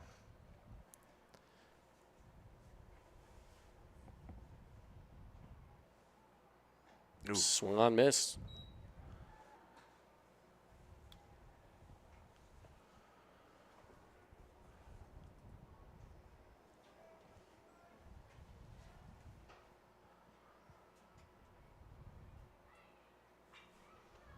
This one's up in the air and out of play.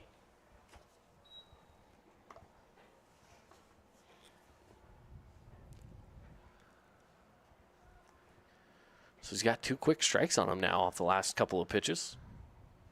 And again, 1 out, runner on first. 7-5 is the score.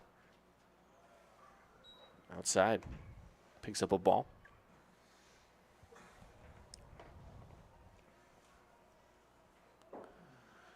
Double play ball here. Oh, nice little pickoff attempt to no avail, but double play ball in play here.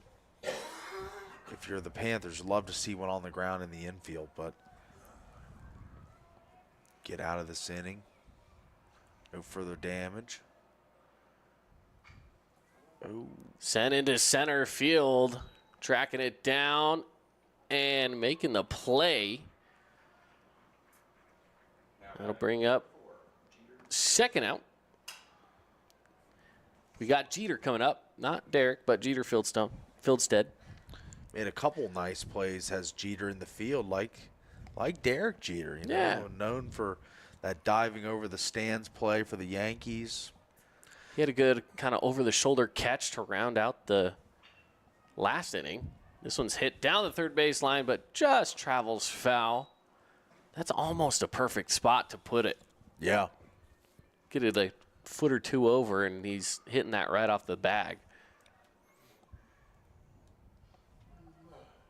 But a nice slow roller like that, by the time it gets to the third baseman, you're already standing on first base. Yeah. Instead, we got ourselves with an 0-2 count now here for Fieldstead.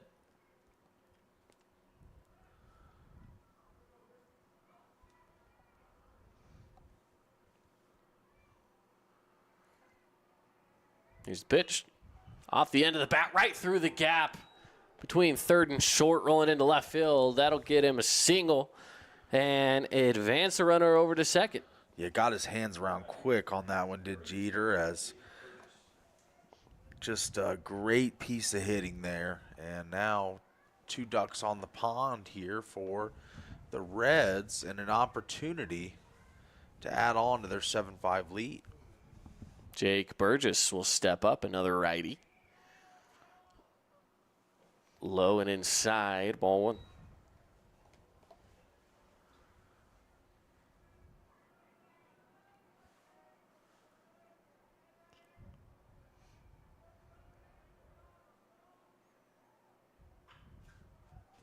Hit foul down the third baseline, and it'll be a 1-1 count.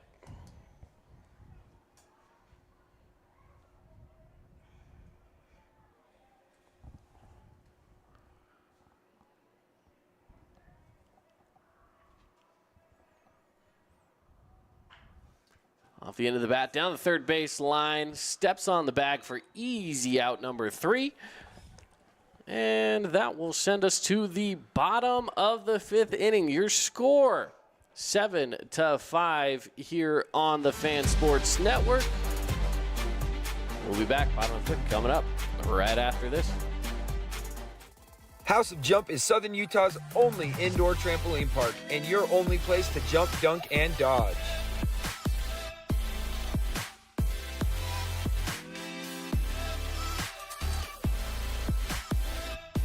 head on over to our house, the House of Jump. We love giving back to our community, and over the years, we have provided vehicles for families in need, supported local charities, and helped train our first responders. Dealer Collision, your place for collision repair. Nets on Fire is the place to hoop in Southern Utah. Elevate your game with group or individual training with elite coaching. Hustle to netsonfire.org to learn more and see why so many rising stars hoop at Nets. Nets on Fire, building champions on and off the court. This cheesesteak is so freshly grilled, you can still hear it sizzling. I can hear it too. Me too. Actually, it's the Hello? Cheesesteak? grill. Grilled right in front of you. It's a Jersey Mike's thing.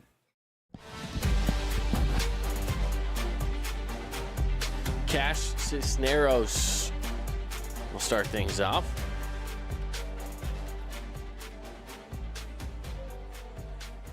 Cash sent one through middle infield to bring home some runners for the Panthers. And the first one, ball.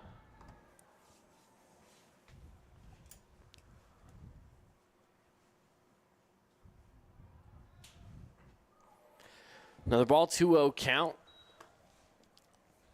Here to Cash. Couple of scoreless innings. Pineview was able to get Cedar, I should say, able to get 4 runs. This one's hit over to short. The throw, not there. It rolls away. And feels like can't make the play at first. Yeah, that was kind of a tough throw. Pulled him off the bag and unable to make the play at first.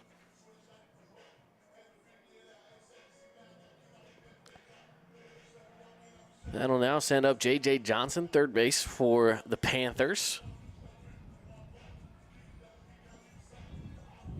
We've got ourselves a soccer game going on next door as well over here. I'm not exactly sure who's playing over there either. Yeah, they've been going pretty much since I got here, I feel like. We'll have to look that hours up. ago. Yeah, we'll have to look up, see who's playing over there. Strike called.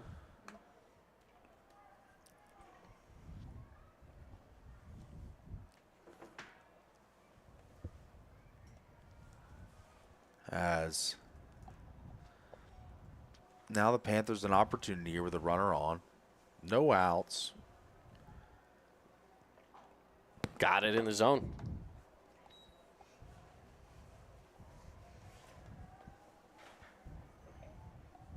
So Johnson facing the 0-2.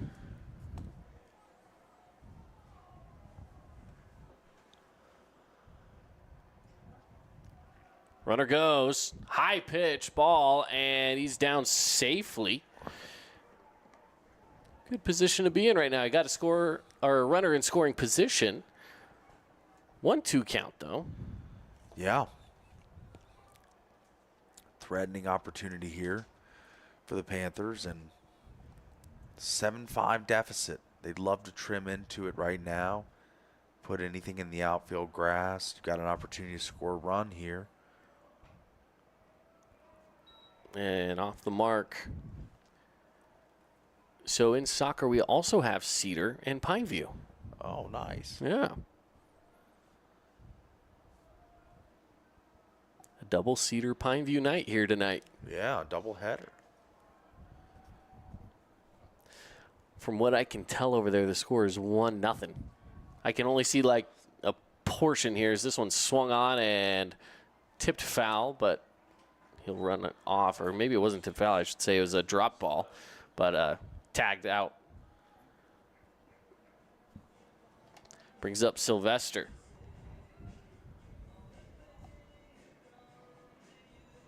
Wow, another good walk up here. What is this, Weezer? Yeah. Mm-hmm. Yeah. Saw Weezer in Vegas, actually. Did you really? Free concert at the NFL draft years ago. Oh, yeah. Back in, what year did they, when they doing that there? 2022? Yeah. Yeah. Crazy story. Ooh, as we high see a pitch and high inside. and up there.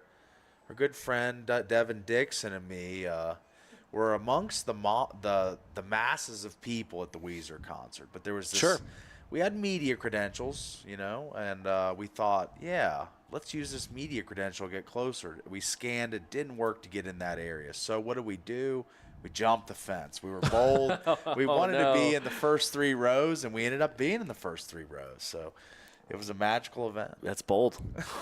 That's a bold move, Cotton. Yeah, it was. My vertical leap was about as high as it's ever been because I had to jump like a 4.5, 5-foot fence to be able. Paul, for you, that was a few pounds ago as well. So, It was, which makes it an even better feat of athleticism. It is a better feat of athleticism. I'm proud of you on that one. That's impressive. That's low. We got ourselves a 2-1 count now. 1 out, runner on second. Yeah. Sylvester, the DH, still at the plate for the Panthers.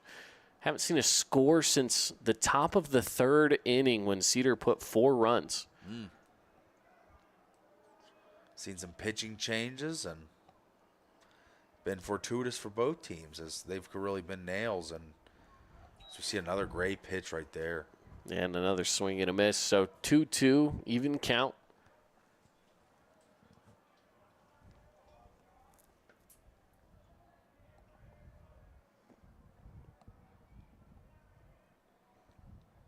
Again, just 1 out on the board.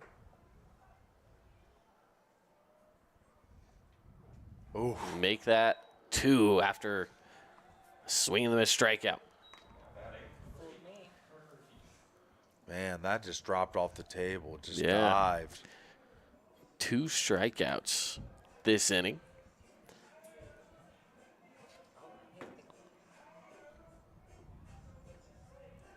A little reggae coming along on the PA here. Liking these walk-up songs. A little variety, a little bit of everything. Yeah, you got to like it. Yeah. Parker Heath up to the plate. Fouls this one away. Out of play. Gets an 0-1 count. Another one of those fabulous Freddy's foul balls. Yeah.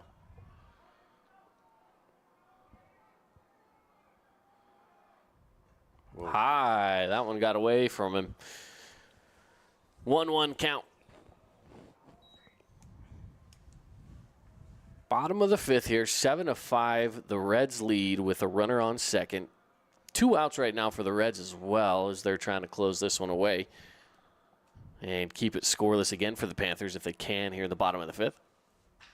Hard hit over to short, rolls right under his glove. That's going to send a runner around third. He's going to head for home. The throw is there. Safe. Does not make it in time. Runner advances over to second, and Pineview back on the board. Trimming into the 7-6 lead now as they've added another run on the board as we didn't catch the replay, unfortunately, but just got there on the slide, just barely. The tag just applied a little bit too late, but he gets in, and now 7-6 on the scoreboard, and an opportunity for the Panthers with another runner in scoring position to keep on adding on here. I mean, this inning is not over yet. And it's just a 1-run game. A little 2-out rally now for the Panthers. High. Ball 1.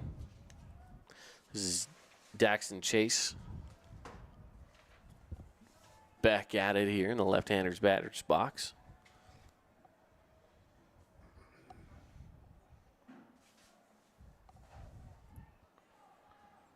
Facing the 1-0. Here's the pitch.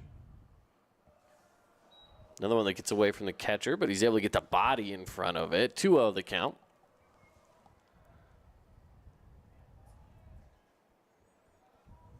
You know what I love with the weather being as cold and windy as it's been today, I'm still seeing a kid running around in gym shorts. You know? That's right. It's always refreshing. You always got that one kid that's just running around in gym shorts and a T-shirt. Not a care in the world. Ball 3 coming in. The wind has died down here, though, this evening. It actually has become a decent evening. Yeah. 55 degrees, not really too breezy out there anymore. A little bit of breeze coming out of the right field side. but ultimately not too bad. That'll walk him. They're going to try to check back the runner. Ooh, it was close. That was close. Wow. Just missed it on the replay again, but they nearly had him. That was about as close as you can get. Yeah, I mean, you saw visible frustration. Yeah, from the pitcher there for sure. Multiple reds there, so. Yeah, Colin Corey was on the mound. He saw him put his glove on his head and some frustration, thinking, oh, I thought we had this. Hit over the second fielder into center. That's going to put a runner rounded third, headed for home. The slide, look the at that tag. throw. No, the throw was beautifully put. The distance was there. The location just off a little bit. Ties up the score as well. Runners on now first and third. The 2-out rally continues for the Panthers. Wow. That throw, I mean, the hit was amazing, and it scored a run to tie this game up. But, man, that throw on a spin just straight to the plate, it was a moon ball. I mean, it just was coming right in and just unable to get the tag applied in time. But, man, I don't want to discredit that throw, and the hit was great as well. Oh, it was phenomenal. That was, phenomenal plays from both sides. It's just, the tie goes to Pineview in a way here. Both great plays, but Pineview was the ones that really capitalized on it, tying the score up at 7 apiece.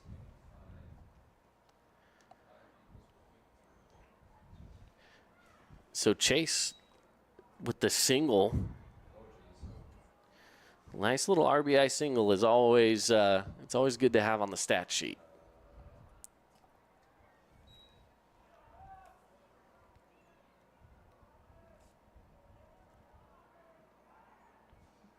Trying to check the runner at first, and he let the ball get away from him. The runner's going to come into third and score.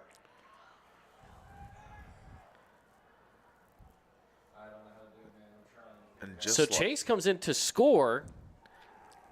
Excuse me, that was DeWitt. My apologies.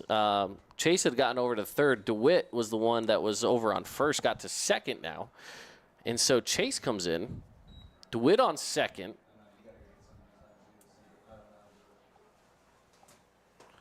Man, there's so many pass balls tonight for the Reds. A lot of backstop balls tonight. Just been getting away, and it's led to some runs.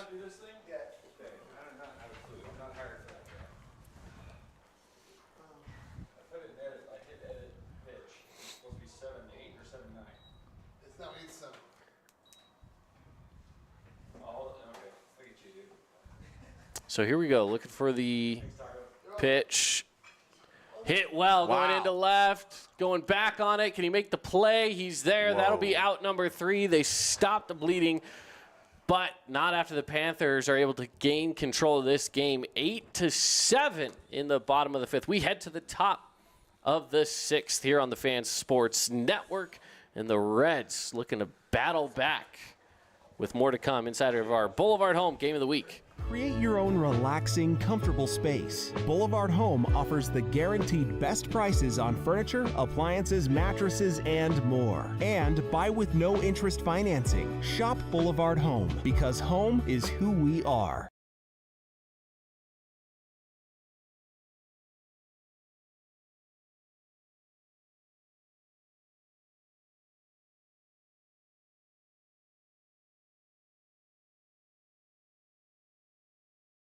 Hey, it's Marco from Coral Canyon Golf Course, inviting you to play the course with the best backdrop in southern Utah. Make sure you get out and experience great golf for a great price at Coral Canyon. Visit coralcanyongolfcourse.com or call us at 435-688-1700 for your tee times. Your child's sports journey starts with the City of St. George Recreation. From their first steps on the court or field to becoming a star player, our youth sports programs are here to develop talents and teamwork skills. So get out and play. Check out all the sports and get signed up at sgcityrec.org.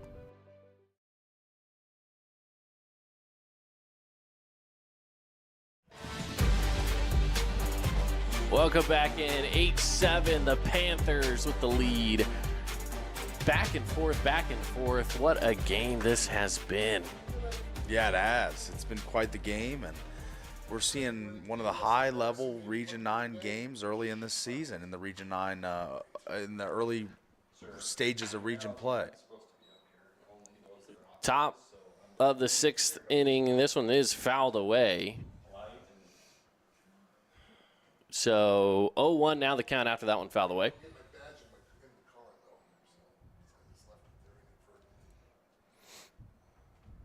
Stepping back into the box.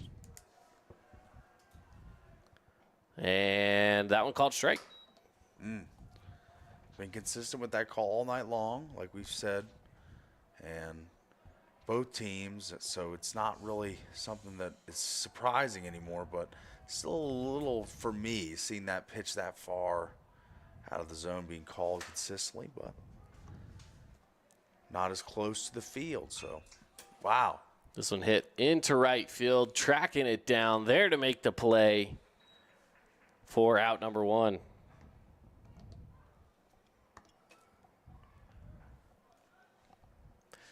This will bring up Crew Giles. Crew, one of the speedier guys in Region 9, 9 stolen bases thus far on the season. Takes a chop at that one and sends it straight into the backstop, 0-1. 12 games played, 9 stolen bases. That's pretty good, Cade. You know. Yeah. Some speed on the base pass for sure if he's able to get on here for the Reds. Well, Crew's just an athlete. I mean, this one over to third, the backhand throw to first. It's close. Safe. Drop the ball. And that's that speed we're talking about on display there right in front of your eyes. And he is just blazing down that line.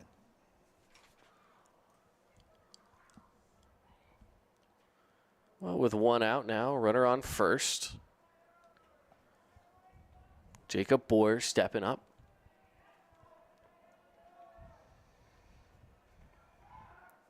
Looked over to first, not a play there.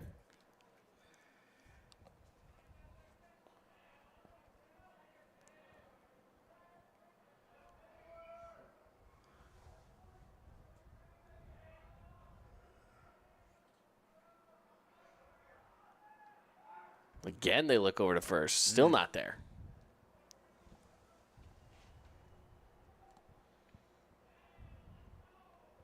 Boyer just wants to see a pitch. Yeah. He hasn't seen anything yet. Hit. Yeah. Just a couple of pickoff attempts. If this were the MLB, he wouldn't be able to throw it over there anymore. Yeah. They give him that two-time limit on pickoffs. They almost went for the back pick there, but yeah. Instead, it's just ball 1, and we'll reset here. Boyer has walked in this game. Outside of that, flew out a couple of times. Out into the opposite side of the field to the left. Another pick attempt, still not there. When was the last time you watched a baseball game and there was a successful pick attempt? I actually did see one Dixie Snow Canyon just about a week ago. Okay, so. there you go. It's been a little bit for me since I've seen one. Runner goes. Again, Crew Giles, he's got some speed. He wanted to go for third, but tag another stolen base for him onto his stat sheet there. How about that? Yeah, there we go. 10 on the season now for Crew as 13 games played, 10 stolen bases. I mean, that's a pretty good pace, and he's got a lot of speed. We saw it on the football field, and he's a guy that can really, really get down the line when it comes to running down first baseline and then stealing bases once he's on first. So he's an athlete and great kid, too. Talked to him. He was one of the 2 guys that joined Coach Larson for the media day. Yeah. The Zoom conference we did with the Cedar players and coaches. So that was cool to meet Crew and get to know him. And he's a great kid and a great player as he's shown on this in this inning. So we do have the latest from across Region 9 as well, as Dixie had 11-0 lead over Desert Hills. It's final. And just got noticed it was final as well. So got that 10-run rule over Desert Hills. Not very many teams are going to be doing that this season. They pick up their first loss. So they're 14-1 now. Wow. Hurricane versus Crimson's 1-7. And we've got Hurricane Crimson 1-7. Is that Crimson on top? Yes. Crimson on top. 7-1, yeah.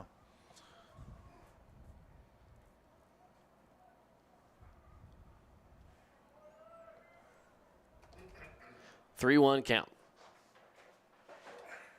With one out. Stepping back into the box here.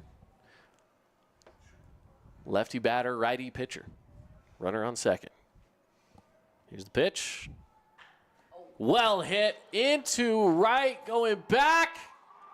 Gone! Another home run for the Reds, and they take the 9-8 lead. What a power swing and a surge that was. As that went over the big wall over there in, left field or right field.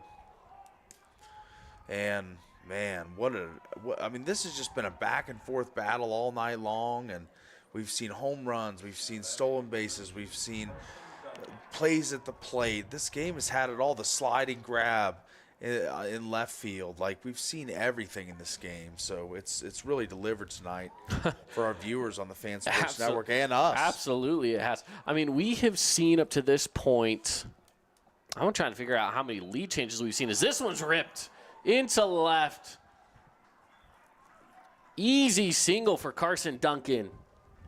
Jacob Boyer, though, wow, what a hit that was. I mean, that thing was, to me, honestly, a no-doubter. That was laced, yeah. That thing was intense. Carver Tom now stepping up to the plate here. But, I mean, look, we saw 3-2 game for Cedar to take the first lead.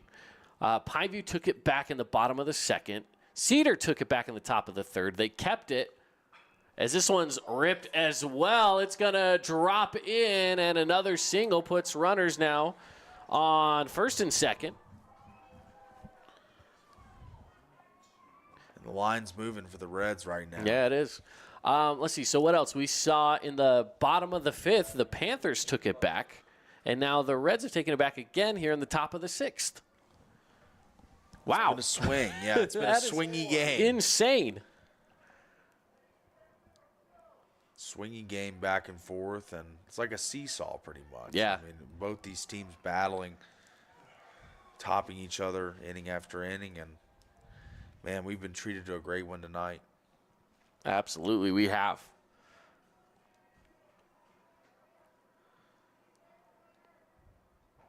Outside.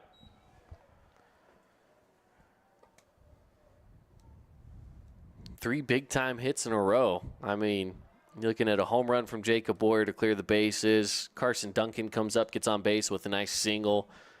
Another one, single into left. Carver Tom puts a runner in scoring position. Peyton Ludlow, who's already has one home run tonight, took a nice long swing at that outside pitch. It's a 1-1 count. Now, Ludlow being one of the power hitters on this team, his stance is one of those where he's just kind of very casual. Yeah. But he's got a quick bat. He's got a casual stance, but a quick bat. His hands get around quick.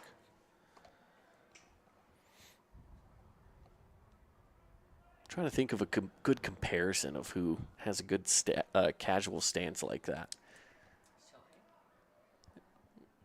Maybe a little Shohei. Shohei's got a pretty casual stance. That's fair. Here's the pitch. Fouled away. 2-2 count. There's one towards the parking lot. Yeah, watch your cars, everybody. The soccer game is wrapped up next door as well, so I don't know about you, but I had to park basically in Costco over there just with how many cars were in the parking lot today. That's right. Got a lot of steps on the watch today. There you go. Hard hit over to short. Tries to field it off of his chest and can't. It just took a weird hop, and that'll load up the bases. That was more unlucky for Pineview than it was anything else. It was. He was in position to make the play, and then just takes an odd hop, like you say, and the double play ball out the window and not even one out on that whole play. So now still 1 out, bases juice now for the Reds. This will bring up Gavin Mackert. Outside pitch, ball 1. Remember, only 1 out right now as well. For those of you just joining us, the Reds with the bases loaded and the lead, 9-8. Here's the 1-0. Not there. 2-0 now is the count. I mean, the Reds right now, even with 1 out, one of two things could happen. They could absolutely blow this game open right here, or the Panthers with their backs against the wall just have to start making some plays as this one's fouled away. Yeah.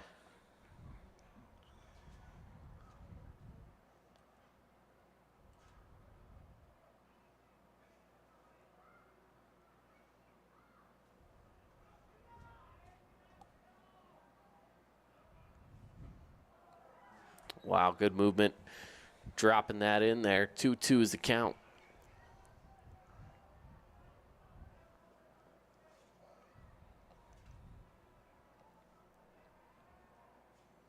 Outside, we're going to go full count here. Bases loaded. Payoff pitch. Opportunity for the Panthers to keep this game at arm's reach, but anything to the outfield here, and this could be detrimental. Fouled away. That might have gone out of the zone, but I don't mind the idea of protecting the plate.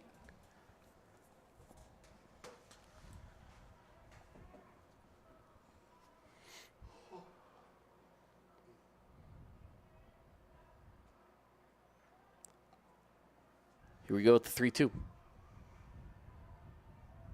And the pitch. Oh. Swung at it. Missed it. Strike 3. 2 outs now on the board for the Panthers. Again, backs against the wall. Bases loaded. Get a strikeout there. They're going to be facing off against Cedar Fieldstead. This is a part of the lineup as well right now that has really struggled. This bottom part of the lineup for Cedar has been a little rough tonight, to be completely fair and honest. This one's chopped and fouled away.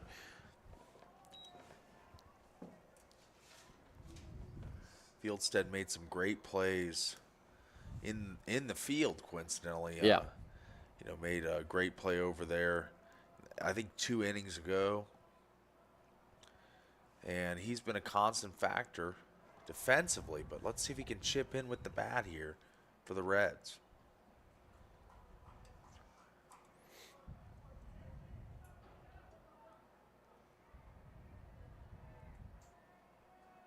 The 1-1. High. 2-1 to count.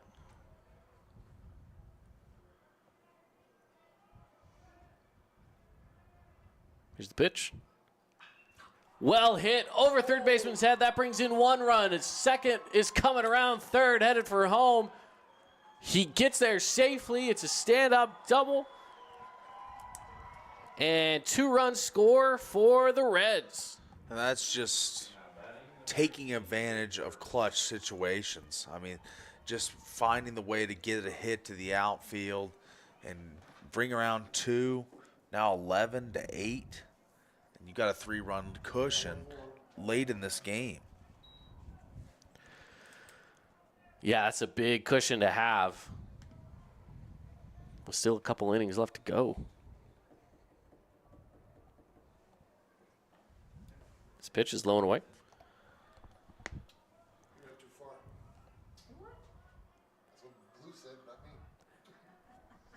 It was the Panthers that were having a good 2-out rally in the bottom of the 6th, but here in the top of the 7th, the same goes for the Reds with 2 outs. They're able to get a couple runs there on the board.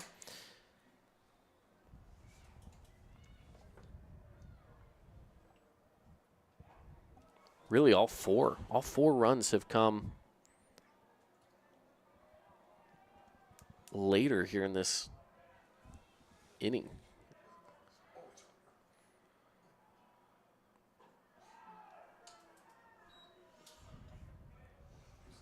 Outside of that one strikeout or should I say that you had the fly out to start things off, one out early, the strikeout a little bit later, but these last 2 runs coming in with the last 2 outs.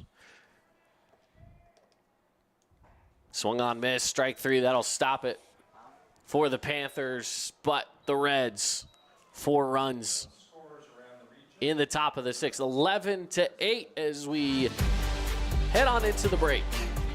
Can the Panthers put something up here with just a couple of opportunities left to go on the Fan Sports Network? Hi there, Dr. Cody Johnson from Johnson Pediatric Dentistry. Just like any good sports team needs a game plan, your child's dental health needs one too. Call us or check us out online. Don't forget to ask for our new patient special. Johnson Pediatric Dentistry, keeping your kids' teeth in championship form. At Grass Creek Construction, they put their heart and integrity into every build. Their team is committed to delivering top-quality commercial projects that stand out. Integrity is their competitive edge. Building with passion, building with purpose, proud sponsor of local sports. From bold statements to subtle compliments, Wilkinson's House of Lighting will help you more fully enjoy all the different spaces in your home. Find us online at shopwilkinsons.com or come in and see what's new. 88 East, 1160 South, just off Main. Red Rock Real Estate has over 350 professional realtors in the St. George area that specialize in the local market. Whether you're buying your dream home, looking for an investment property, or want to sell your home for the highest amount, the Red Rock Real Estate team is here to assist you. Get started now. Visit redrockrealestate.com.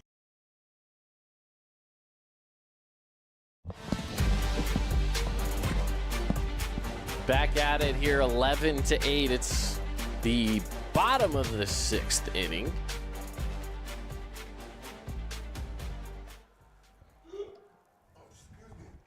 We've got ourselves a game here. This has been a really fun one so far. Ball 1. 1-0 count to get things started. Up at the plate, Porter Gamble.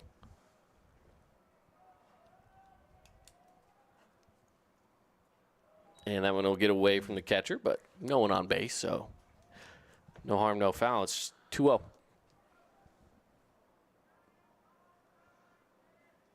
Campbell been a guy, just a sophomore, so super talented, a lot of potential, already shown his prowess this season, 4 home runs.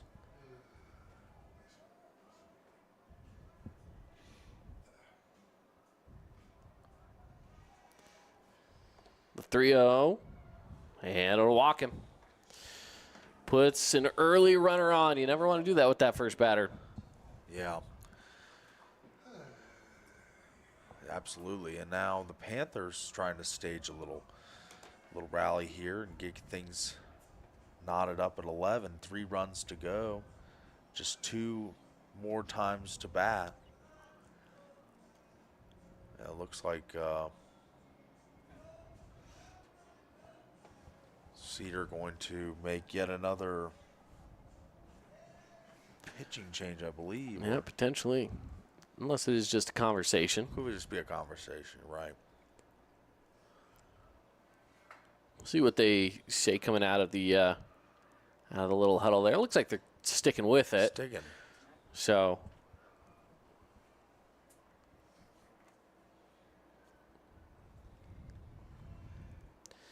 not too bad here. That'll bring Hunt up to the plate. He's walked himself to first a couple of times here this evening.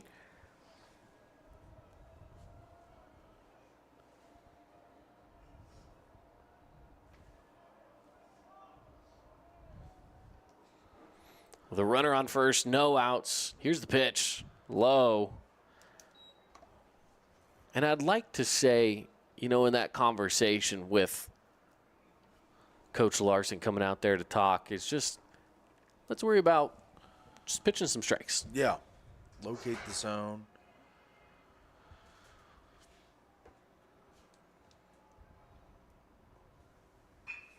Well hit over to short. The chance at a double play. No, they don't go to second. They'll try for the play at first, and they don't get him. Called safe. So that'll put 2 runners on with no outs for the Reds. Or excuse me, for the Panthers, I should say. Yeah. And they've got a shot here right now with Cash Cisneros coming up. He's hit a single already in this game. They have a chance right here to tie this one up already. The tying run coming to the plate. Yeah, crazy.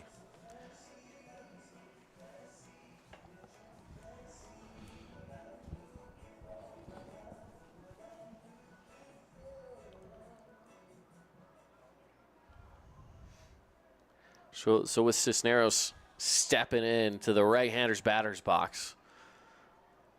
11-8 the score. The Reds lead, but the Panthers 2 on, no outs. Runner on first and second. Here's the pitch. Well hit right back at the pitcher. That'll take a runner to third. They'll put the brakes on. It was hit into shallow center. Center fielder was able to get there and make the play quickly. That'll load up the bases. And Johnson will now be coming up to the plate. Cisneros with another single. So you've got the tying run on first, the leading run stepping up.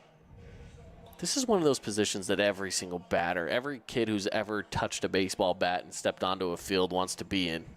Bases loaded. Yeah. The game is, listen, we're late in this game. The game is on the line. That's in right. some aspects, right? And the Reds don't want to see Johnson coming up. 643 average, 3 home runs. He's among the state leaders in Utah in both categories, top 15 in both. So this could be a perilous situation for the Reds here. Excuse me, as they go low and away for ball 1.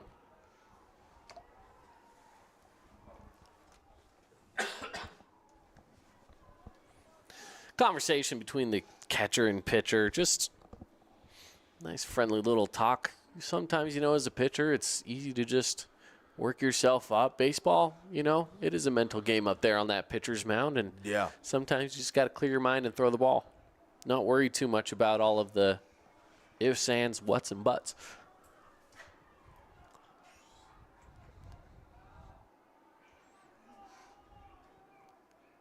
The 1-0. Coming to Johnson. Here we go. Outside. 2-0 now the count.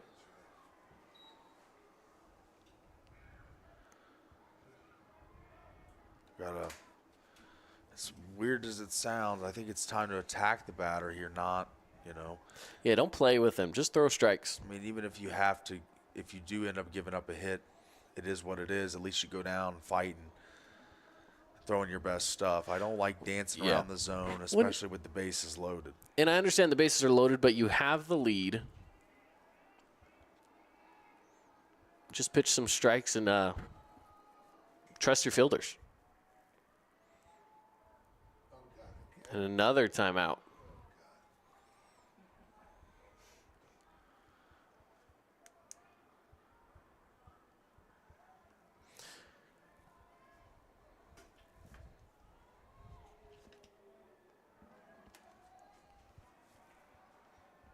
Taking his sweet time. Keeps calling off the catcher. I keep seeing him out there saying no, no. Mm-hmm. He said no twice in a row now. Now another timeout. And another timeout. I mean, listen, I understand being Johnson in the batter's box. You're sitting up there in your stance for, 5 to 10 seconds. That's a long time to just stand there waiting for the pitch. It's a mental game, and these guys are playing it. Johnson's just waving the bat. He's just waiting. Here we go.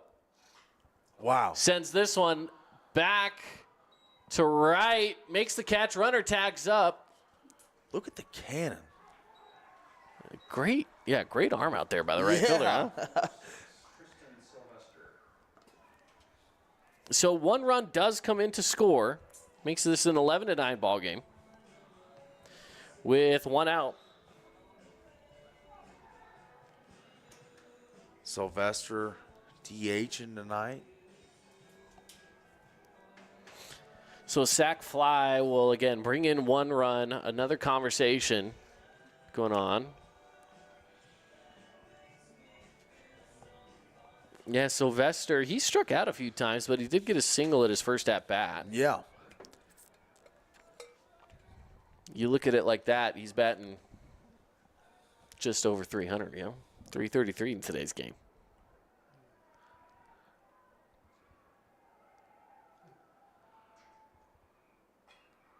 Popped up. This is in play, I think.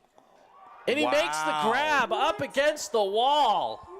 Wow, what a play from behind the dish to come on over and make the grab. Jacob Boyer, previous inning, he hits a home run. This one, he's up against the wall, making a grab to get 2 outs.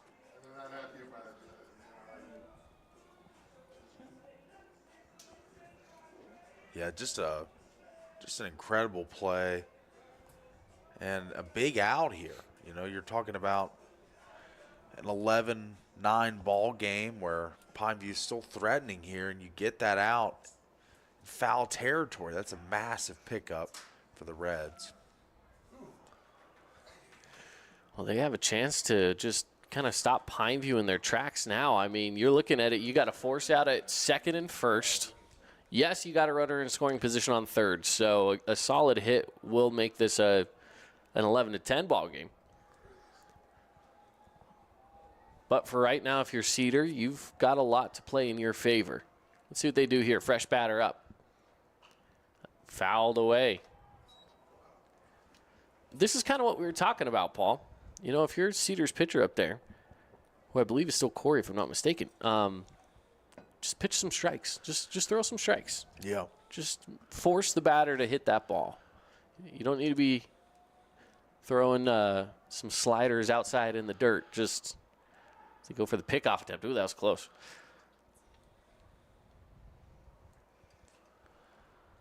But again, just pitch for that contact and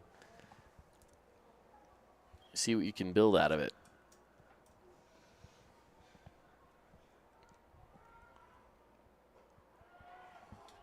There's a nice looking pitch. That was a good pitch. Dropped that one in there for strike number 2. 0-2 count. 2 outs.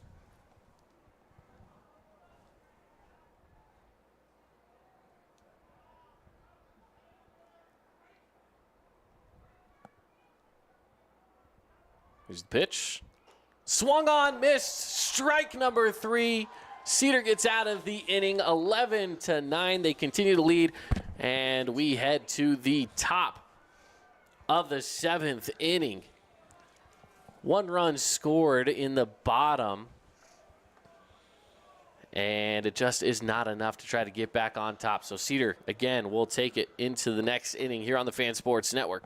Hey, St. George, this is Brian. I'm the new owner of your local Everbowl. Looking for a delicious, nutritious meal? Come to Everbowl. Our acai bowls are packed with superfoods to fuel your day. And it's where Region 9 sports fans fuel up. You could wander around a warehouse store forever and never find the one thing that could make all the difference. A helpful face? Now that's something to consider. Everything your local Bucks A stands for is written on our faces. Welcoming, neighborly, knowledgeable. When you're in need of a helpful face, visit one of our 3 Southern Utah locations. Need an appliance or two? AWP's got you. Check out the remodeled expansive showroom, highlighting the cafe series with colors like matte black, matte white, and modern glass. Make your kitchen stand out. Come see the local boys at AWP across the freeway from the Bloomington Walmart. Red Rock Real Estate has over 350 professional realtors in the St. George area that specialize in the local market. Whether you're buying your dream home, looking for an investment property, or want to sell your home for the highest amount, the Red Rock Real Estate team is here to assist you. Get started now. Visit redrockrealestate.com. Today's game is brought to you by Boulevard Home, Intercap Lending, Red Rock Real Estate, and St. George News.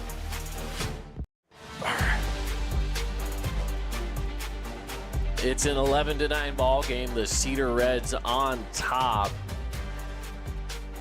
And this has really been, again, just quite the ball game that we've seen here this evening. It has indeed. Back and forth. A lot of runs, a lot of action. I mean, combined 20 runs right now. Yeah. Here in the top of the 7th. But for Cedar, listen, I mean, of course they would love to get a couple more insurance runs on the board. If they don't, though, it's okay. They still got that 2-run lead. Yeah. They'd have to make a couple of solid plays in the bottom of the 7th to try to round out this one and get themselves a win. But if I'm Cedar right now, again, look for those insurance runs, but also just play some smart baseball. Just have some fun. Going inside for ball 1.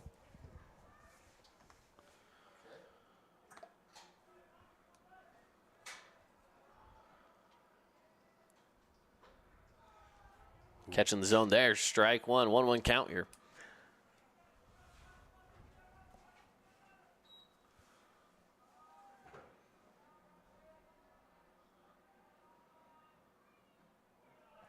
That one goes away.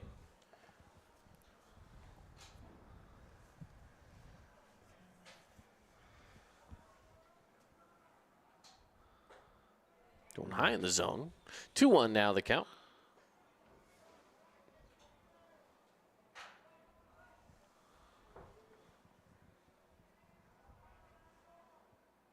Ooh. Swung on and missed. Pineview trying to keep it at 9 or at 11. I'm sorry. They don't want to allow any further damage, and that's gonna. That'll walk him. Put a man on to start the inning. Got to be a little careful here. Now Crew Giles coming up to the plate with all his speed. If the Reds are Crew's tough. Fortunate enough to get him on. So we had a Ty Rowley just barely. That was up for the Reds. A little bit of a change. But he finds himself on base either way. It hit him. Ooh. Yeah. Got to be careful with those. Because now you got yourself 2 runners on. Again, those insurance runs we talked about, you got one of them sitting right there on second base. Yeah. Runner in scoring position. Another hit by pitch. Jacob Boyer, last time he was up, he hit a 2-run homer. Yeah. Now, it's tough to do that 2 times in a row, but It is. it's never unheard of. That's right. I mean, Aaron Judge hit 3 of them the other day. Who's to say that Boyer can't hit a couple?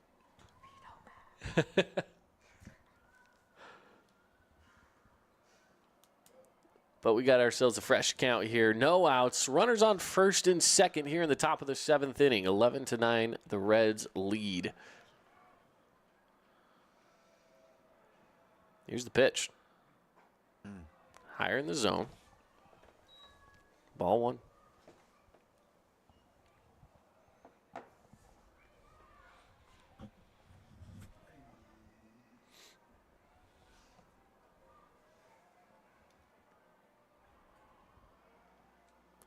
Here's the 1-0. High. Ooh.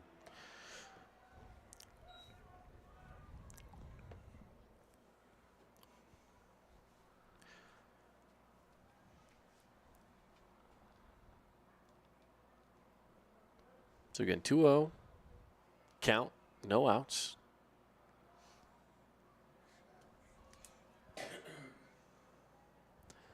Boyer, the lefty, pulled one over the wall his last at bat. Going outside here, ball 3. This is, again, we talked Danger about this. zone. When you're 3-0 as a pitcher, you're thinking just pitch a strike. Yeah. Boyer's sitting there thinking, man, I knocked one out of here last time I was Yeah. up here. I This is know probably this is gonna going to be be a a strike. meatball, yeah.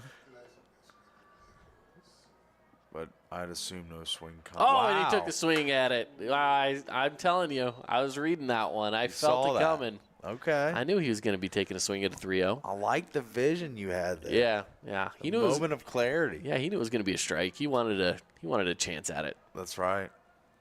3-1, no harm. Well, And you no know, outs. No He got a outs. couple of guys on. He went for the bunt, going right down third base line. What a bunt that was. probably honestly, one of the better hits I've seen this evening, and that includes some of these home runs. I mean, so difficult. That is just a textbook bunt down the third base line. Wow. And that will bring Coach out to the mound for a visit. And I'm not sure if that means that we're going to see a pitching change or not. Yeah, it's kind of hard to tell at this point if there's going to be a pitching change. They might need it. Let's see what we got going on. Yeah, it looks like we got ourselves some sort of a change going on. I don't know who's going to be. No, maybe not. No, maybe not. As of right now, no change, but I would not be surprised if a few runs come across here in the next few pitches that they might change things up a little bit. The thing is, the Panthers are not out of striking distance. You know, you're looking at right now 2 runs, but you got to get the next 3 outs still. I mean, you're sitting there with no outs on the board. And a nice fresh batter coming up to play. This is Carson Duncan. First pitch, called strike. Now remember, his at-bat came right after the home run from Boyer, and he hit one well and got it to settle into left field. Called ball 1 here, 1-1 the count.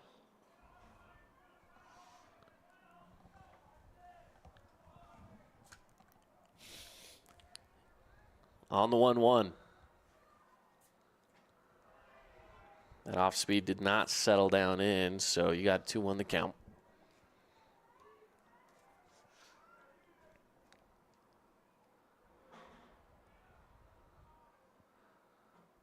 Fastball coming in strong. Swing and a miss for strike 2.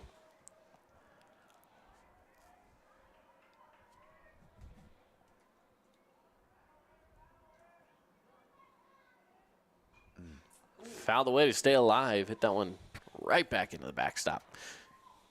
Count remains 2-2.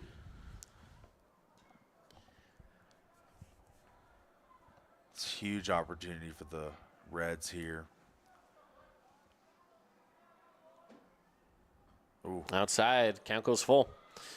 So 11-9 ball game. We've got the bases loaded here. Cedar with the lead. Cedar at bat. They're looking to extend it. Couple minutes away from crossing the threshold into the 10 o'clock hour. And they walked in a run. Wow. Nowhere to put him, and they decide to put him on first to bring in a run. Wow. That's tough. That is.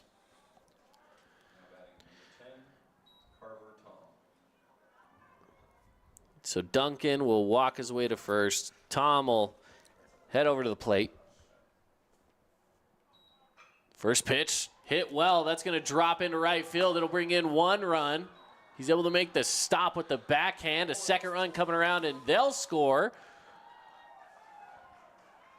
There's the insurance runs you talked about, Caden. They just came through on a huge hit there. I mean, massive to get 2 runs in and make this 14-8, the 6-run lead. 14-9. 14-9, yeah. I'm sorry. 14-9 in the top of the 7th. Really has kind of blown it open here. Yeah, this 7th inning has been, I mean, all around just a great game for the Reds. I think they're just trying to prove everyone wrong from where they've been the past few years to where they are now. This pitch comes in strike 1. But, yeah, I just feel like they're trying to prove themselves a little bit this year in some ways. Maybe they got a chip on their shoulder, but I think as well they're figuring out where their strengths lie, and they've got some good bats. That one nearly hitting Tom. Well, excuse me, that is Ludlow. Excuse me.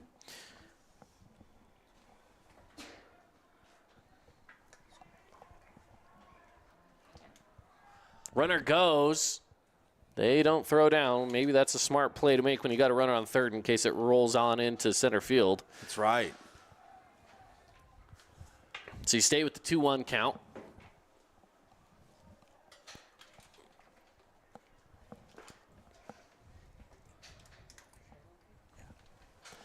And here's the 2-1. Let's take a look. And it is low and away. 3-1 now the count. Runner on second and third. 14-9. Ooh, check swing. Did he go? They're going to say he did. Full count now. Shout out to Tara running our camera tonight. She had to step out, so Paul's going to step on over. Paul, you get to run double duty. Microphone duty. Foul the way to stay alive here.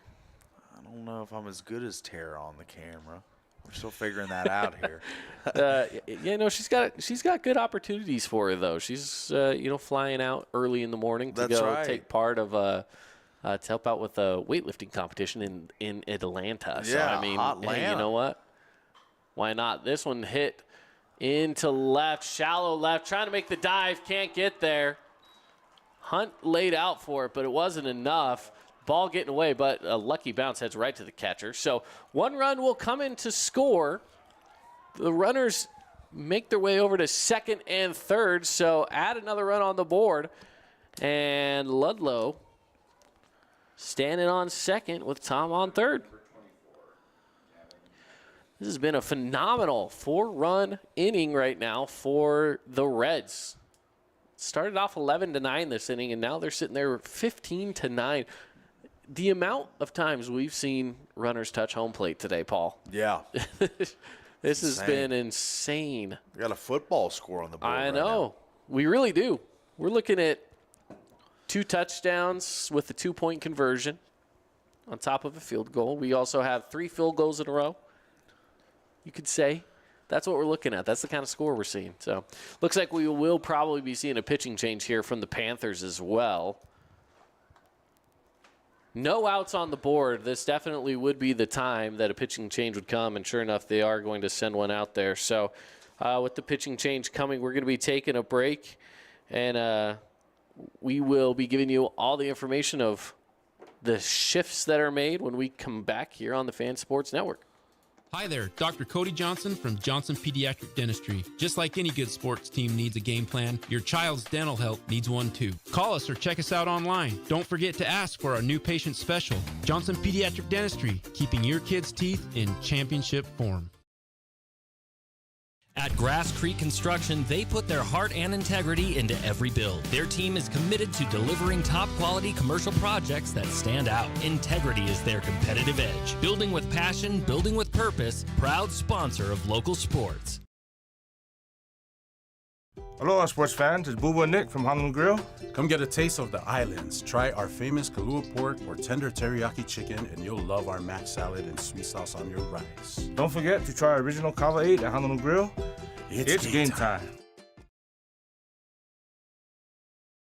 Create your own relaxing, comfortable space. Boulevard Home offers the guaranteed best prices on furniture, appliances, mattresses, and more. And buy with no interest financing. Shop Boulevard Home, because home is who we are. Nets on Fire is the place to hoop in Southern Utah. Elevate your game with group or individual training with elite coaching. Hustle to netsonfire.org to learn more and see why so many rising stars hoop at Nets. Nets on Fire, building champions on and off the court.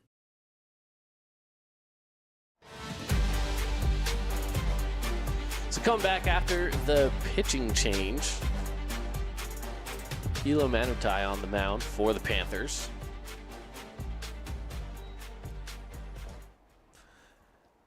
Opposing frame for Gila, as looks like he can really whip the ball. Big body kid and guy that looks like he's got a good base and strong throwing arm. And he's there to make the catch. Wow. Oh. Now a run does come around to score after the tag up. But the play was still made. I mean, that's only the first out of the inning and a tough out to make.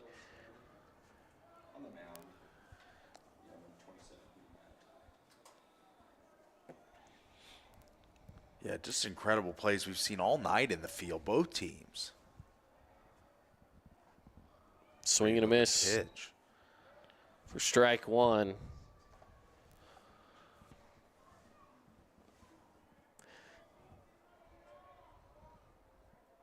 16-9 now on the board there for the Reds. Pitch high and away. 1-1 the count. By the way, Humanitai is lefty, so we're seeing our first lefty pitcher of the evening.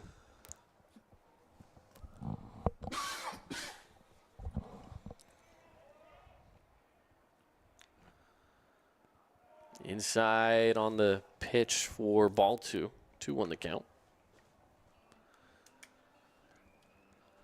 Humanitai, a guy at southpaw, like you say, Cade, one of the first one we've seen tonight, and it obviously offers a different perspective for the hitters. But as we see this pitch fouled off, it's a different delivery. Yeah, it's a totally different delivery from obviously the left side, but it's interesting to see how the hitters attack Gila here late in this game with a 6-run lead. 7-run lead, I'm sorry. Yeah, this is a huge lead they're seeing here. And count goes full, 3-2 count. So Jeter Fieldstead is up to the plate at the moment. He is the last batter of the lineup before we come back around to whether it's Jake Burgess or it'll be Jake Burgess. And a swing and a miss for the strikeout. So the fresh pitcher is able to get it done and get out number 2. But we see Jake Burgess again, who again started us off this inning and was able to get a walk over to the first base side and come back all the way around to score. Yeah. 5 runs have come across. This is strike 1. 5 runs to come across here for the Reds.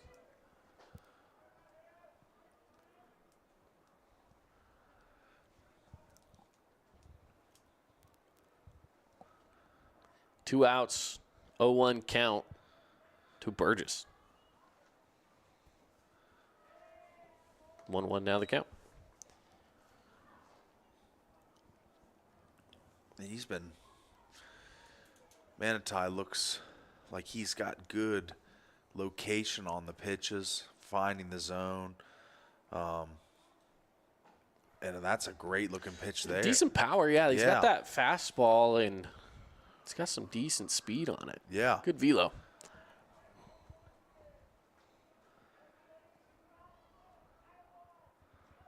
That one gets away.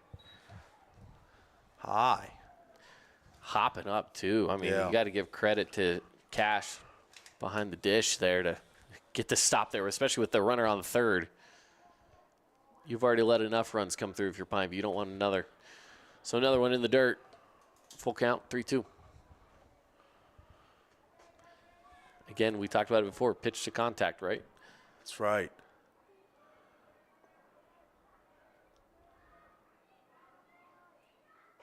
Yeah, to walk him.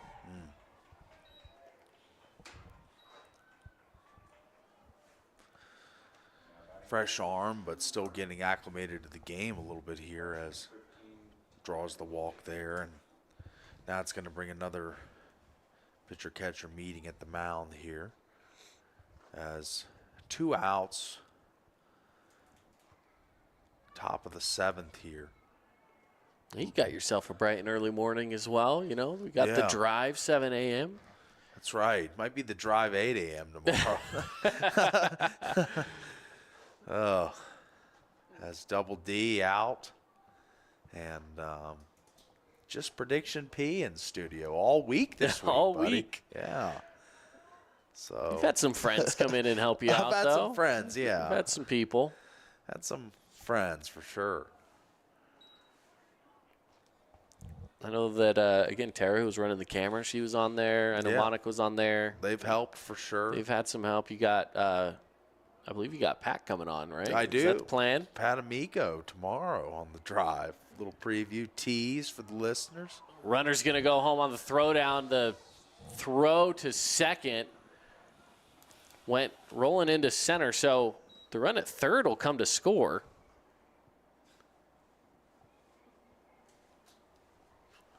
So 17-9 now the ball game. This was a 2-run game to start this inning. Yeah. And it's extended now to an 8-run lead. Now there are 2 outs finally, so I mean for Pineview they've just got to try to stop the bleeding here and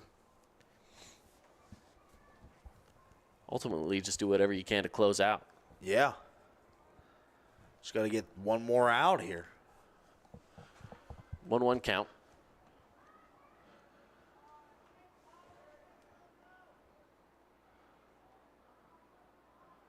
Strike.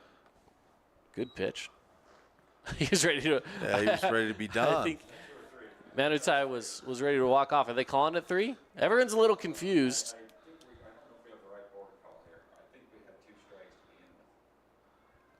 Let's see what they're. The umpires were confused as well.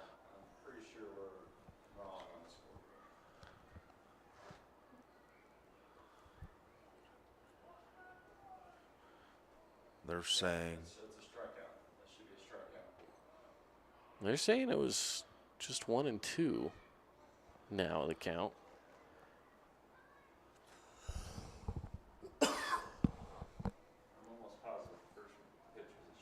Now,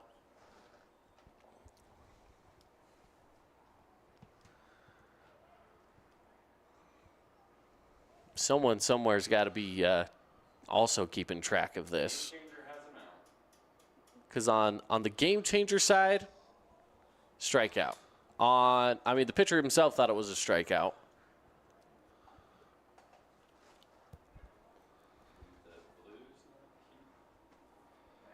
I guess we'll see. I mean,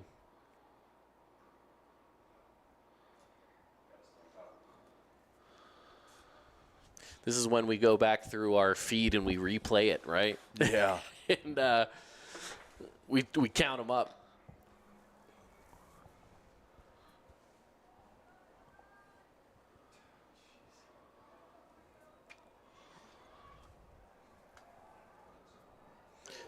Well, they're going to say that it's just a 1-2 count. Yeah. Again, I'll be honest, I'm not entirely certain. Mm-hmm.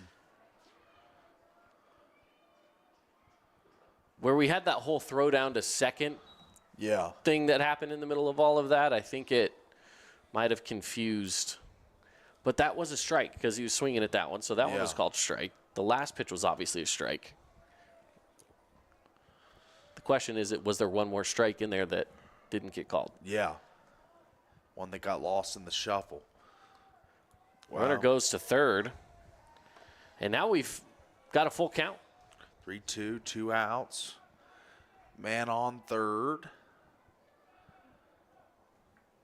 17-9 our score here on the Fan Sports Network from Pineview High School.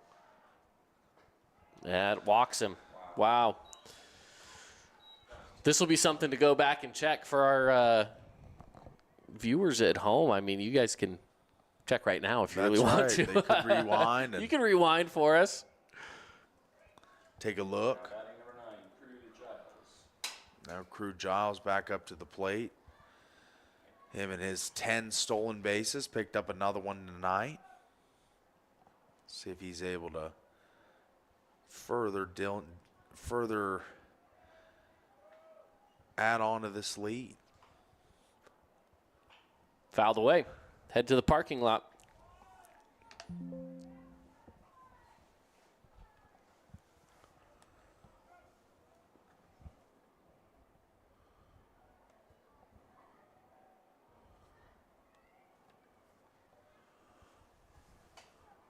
Runner goes.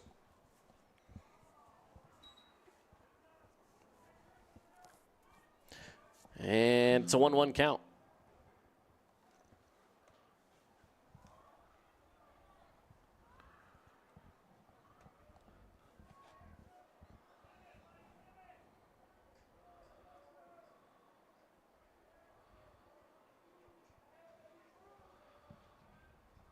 The pitch. Outside.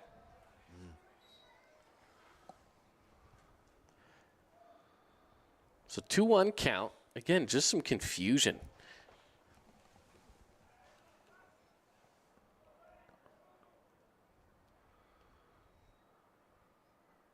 Going inside, 3-1.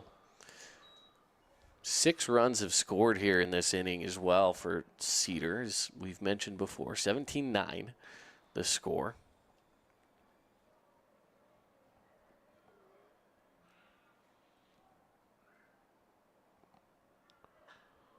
popped up. Trying to track it down. No, can't make the grab. 1 run scores, 2 runs score.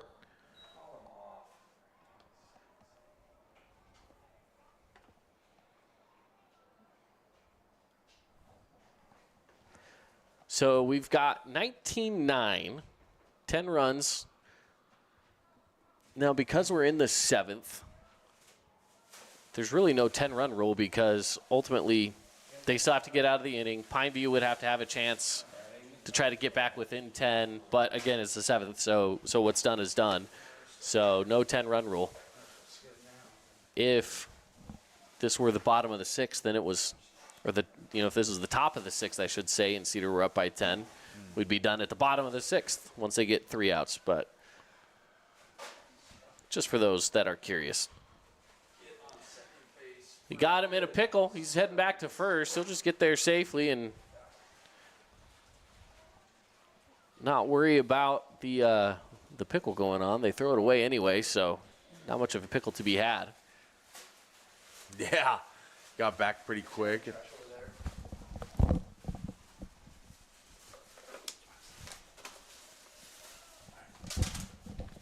Here's the pitch, high for ball 1.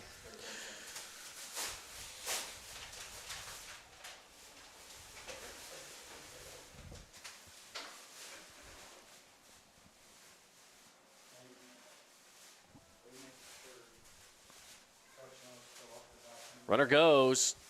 The throw down. No, he'll get there safely. 2-0's the count.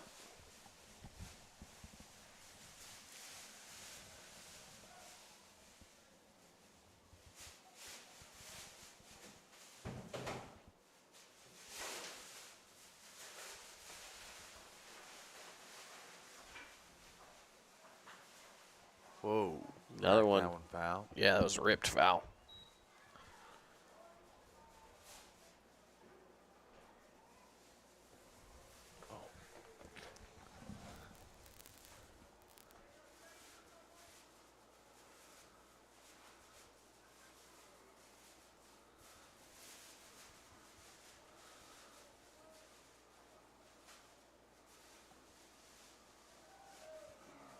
Runner goes over to third. And it's 3-1.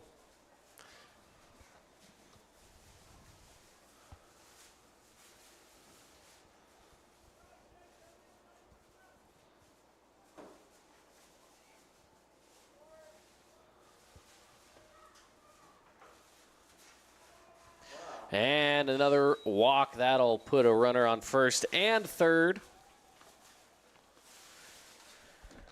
And the Pineview Panthers will have another visit at the mound. We're going to take a break. We'll step aside for just a moment here on the Fan Sports Network. Again, 19-9 in the top of the 7th. Cedar with the lead.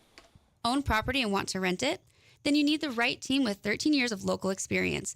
Aim to maximize your rental income and find quality tenants while keeping turnover low to increase your revenue and truly maintain your property. Learn more at redrockpropertymanagement.com. At Great Harvest, we believe in crafting more than just bread. We provide crisp, garden-fresh salads and savory sandwiches. Everything from garden-fresh ingredients to our signature handcrafted bread.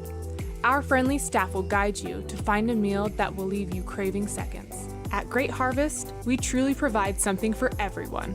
And don't forget our baked goods. Satisfy your sweet tooth and finish your meal with a brownie or cinnamon roll. Come visit us at Great Harvest.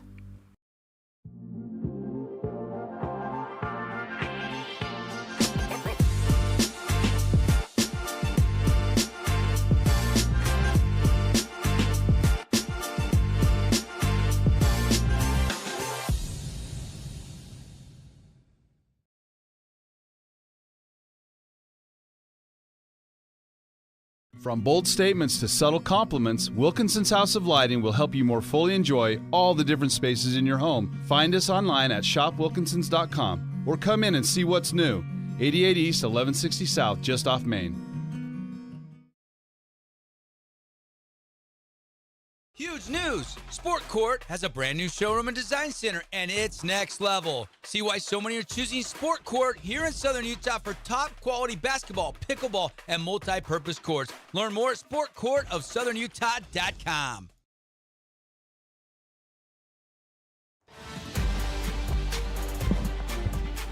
So there is a pitching change for the Panthers. Parker Orr. They call him Taco, apparently. He's on the mound. So back to the right, here we go. First pitch, strike.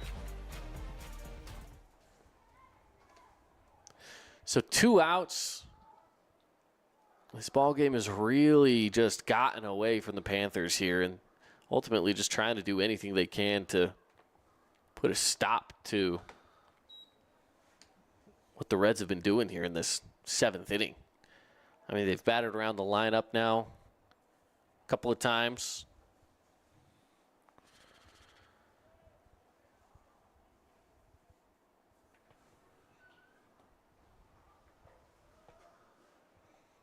Two-1 now the count.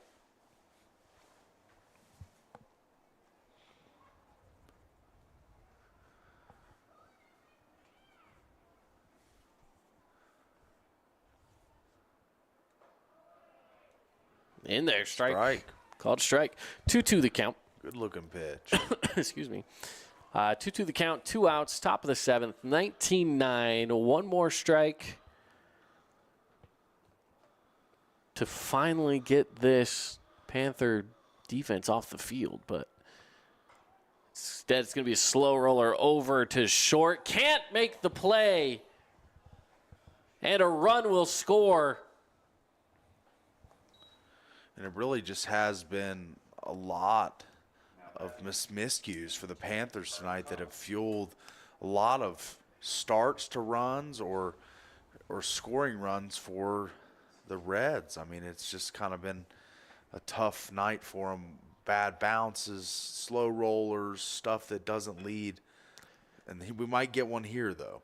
Play over to second, throw to first, and what feels like finally out number 3. And 20-9, the current score. We have just 3 outs to go here before this one's all wrapped up, unless Pineview goes on some sort of massive 11-run bottom of the 7th. So we'll see how things play out. More to come here on the Fan Sports Network. It's your Boulevard Home game of the week on a Tuesday night from Pineview High School. Create your own relaxing, comfortable space. Boulevard Home offers the guaranteed best prices on furniture, appliances, mattresses, and more. And buy with no interest financing. Shop Boulevard Home, because home is who we are. Oh, hello, Italian nightclub from Jimmy John's. Ciao, freshly baked bread piled with Italian-style meats. Hey, hand-sliced veggies. Am I obsessed with this sandwich? Yeah. So what if I am? Jimmy John's. Order online or on the app. Hi, I'm Jermaine O'Jegman from The Rink, and I'm inviting you to come out and skate The Rink. The Rink is the hot spot in town for big group events and kid birthday parties. We now have a karaoke room and retro skate night every Friday night. Visit skatetherink.com to learn more and let the good times roll at The Rink. Today's game is brought to you by Boulevard Home, Intercap Lending, Red Rock Real Estate, and St. George News. Just checking the time. We have been live for 3 hours and 2 minutes at this point. If you're still with us, we appreciate you being with us first off. This has been a very long ball game, but for you fans up in Cedar City, it's probably been a very fantastic ball game to watch. This has been a very offensively minded game here from the Reds tonight. Low and in the dirt for ball 1. But yeah, for the Reds, I mean, honestly, I don't know how many blacked off squares, diamonds I have here on my scorebook. I mean, 20 of them, obviously, but this has been a fantastic game for the Reds. Swung on and missed on the 2-0, make that a 2-1 count.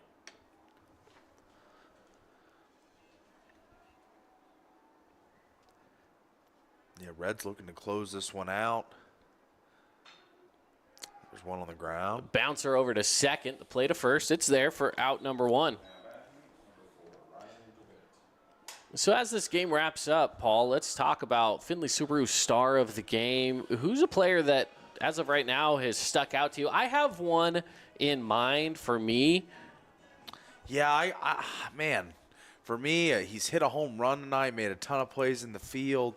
I'm going to go Jacob Boyer. Is that the guy you're thinking of too? Yeah, I mean, think about it. He had that catch up against the wall. Yeah. He's had earlier in the game we were talking about how he's had a bunch of pickoff attempts that they were so close, just not quite there. But he has still made some plays. This one's fouled away. So 1-1 count. But again, he did have that home run over the no doubter over the over the right field wall. He's come around to score 3 times in this game.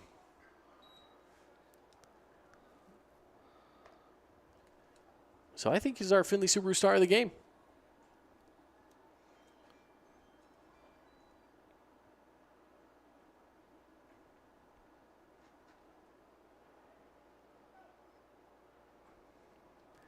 (3-1) the count, 1 out. I still want to say our play of the game, though, was the sliding catch by Hunt. That was phenomenal. Give Pineview some love on that play. Fouled away. Count goes full with 1 out and nobody on.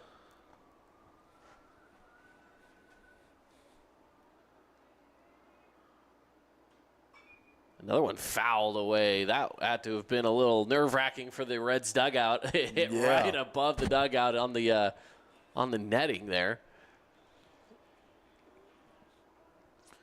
Well, nerve-wracking indeed. Ooh. And it walks him. Over the head there. Kobe Goodwin will step up to the plate.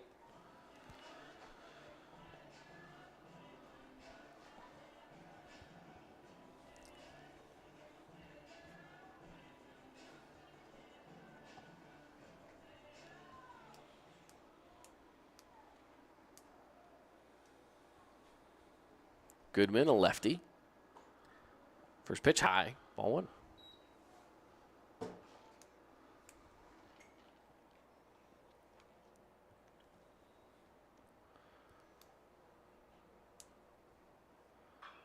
This one ripped down the line. It goes foul.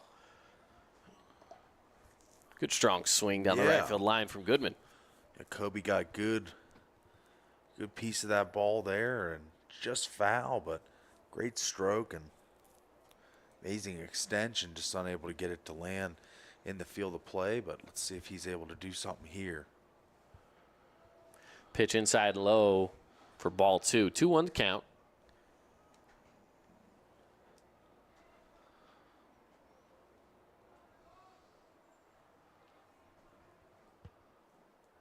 Another low pitch. 3-1 now to Kobe Goodman.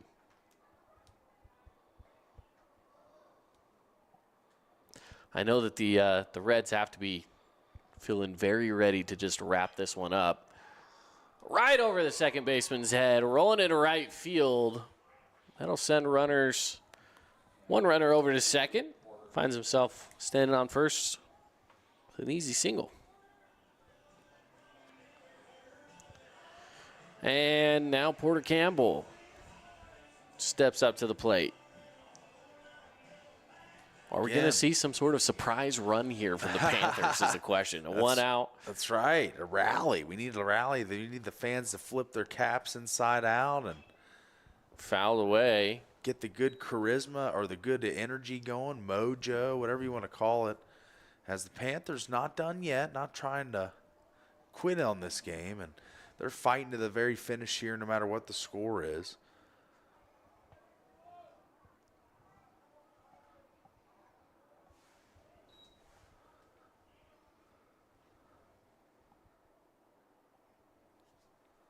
It's coming in with the 1-1. They've officially shut off the lights at the football field. So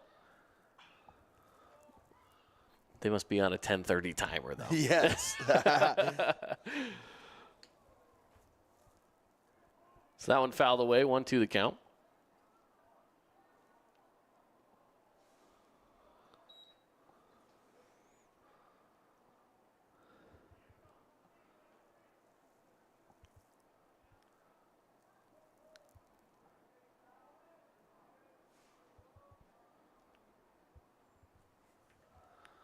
And a ball.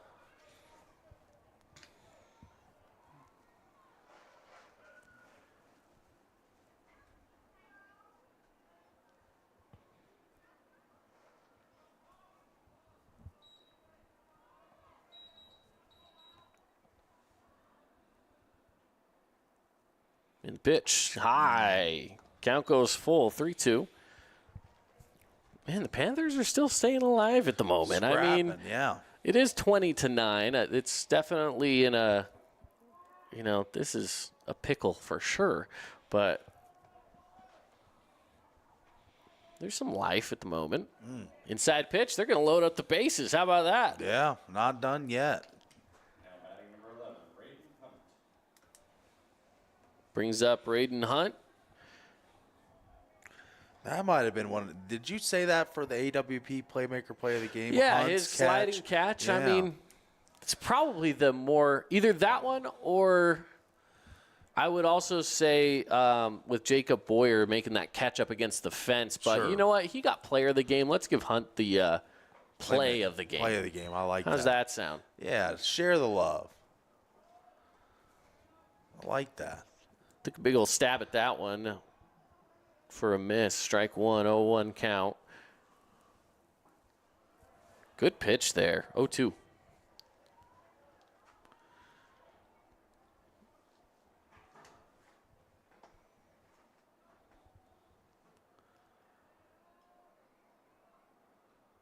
Ooh. And took a stab at that one as well for strike three.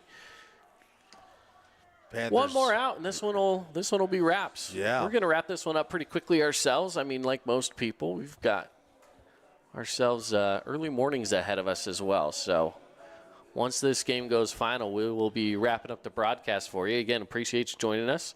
We'll have more of your Boulevard Home Game of the Week action coming up on Friday night as well. So stay tuned for that one. That game, this one is ball one, is going to be Desert Hills and Crimson Cliffs over at Desert Hills High School. That's the plan for Friday night. Ball gets away. Runner thought about it. He didn't go for it.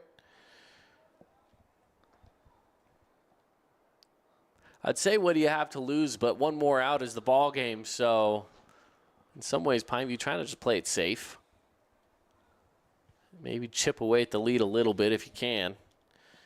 Plus, with the 2-0 count right now playing in the batter's favor, why not? Here's the pitch. Inside and high. That is ball three, 3-0. Again, bases loaded, 2 outs, bottom of the 7th inning.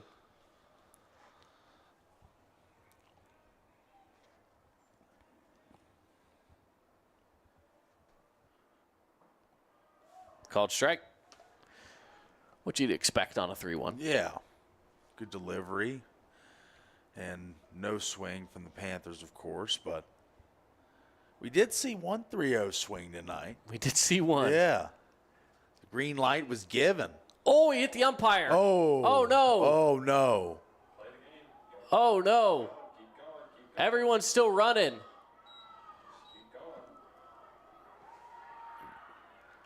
He's and out. I think they got him. They did.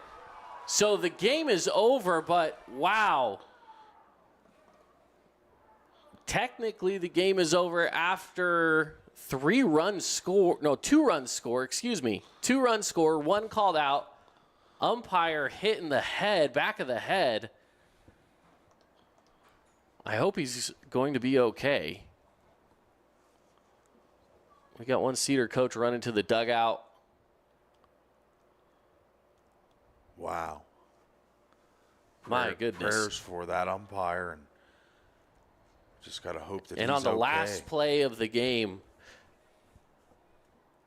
as again, this game does go final 20-11. But, I mean, the umpire is, of course this is a tough moment, but, he is in play. Of course, that is why the play keeps on going, whether an umpire's injured or not. But, he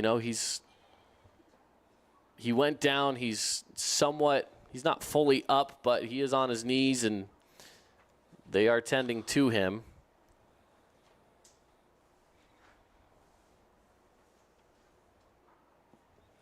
Wow. Scary moment. Of course, he is being tended to, but this game does go final. So we are going to wrap up our broadcast here. Of course, for those of you with any sort of concerns about what's going on out there, we'll try to update you if we can through any other means. You can always follow the Fan Sports Network, listen to our live shows. Tomorrow morning, you'll be on the air, 7 o'clock in the morning. So, again, if we get any other news, we'll try to post that for you and let you know what's going on here. But he looks to be like he'll be okay. Just kind of took a good shot. So, again, we'll wrap it up right here. 20-11. The Reds win. And the Panthers put in a lot of work, too. 11 runs is definitely a really good showing offensively. They just have to make sure to try to stop the Reds around next time. So, yeah. Again, 20-11, your final here on the Fan Sports Network.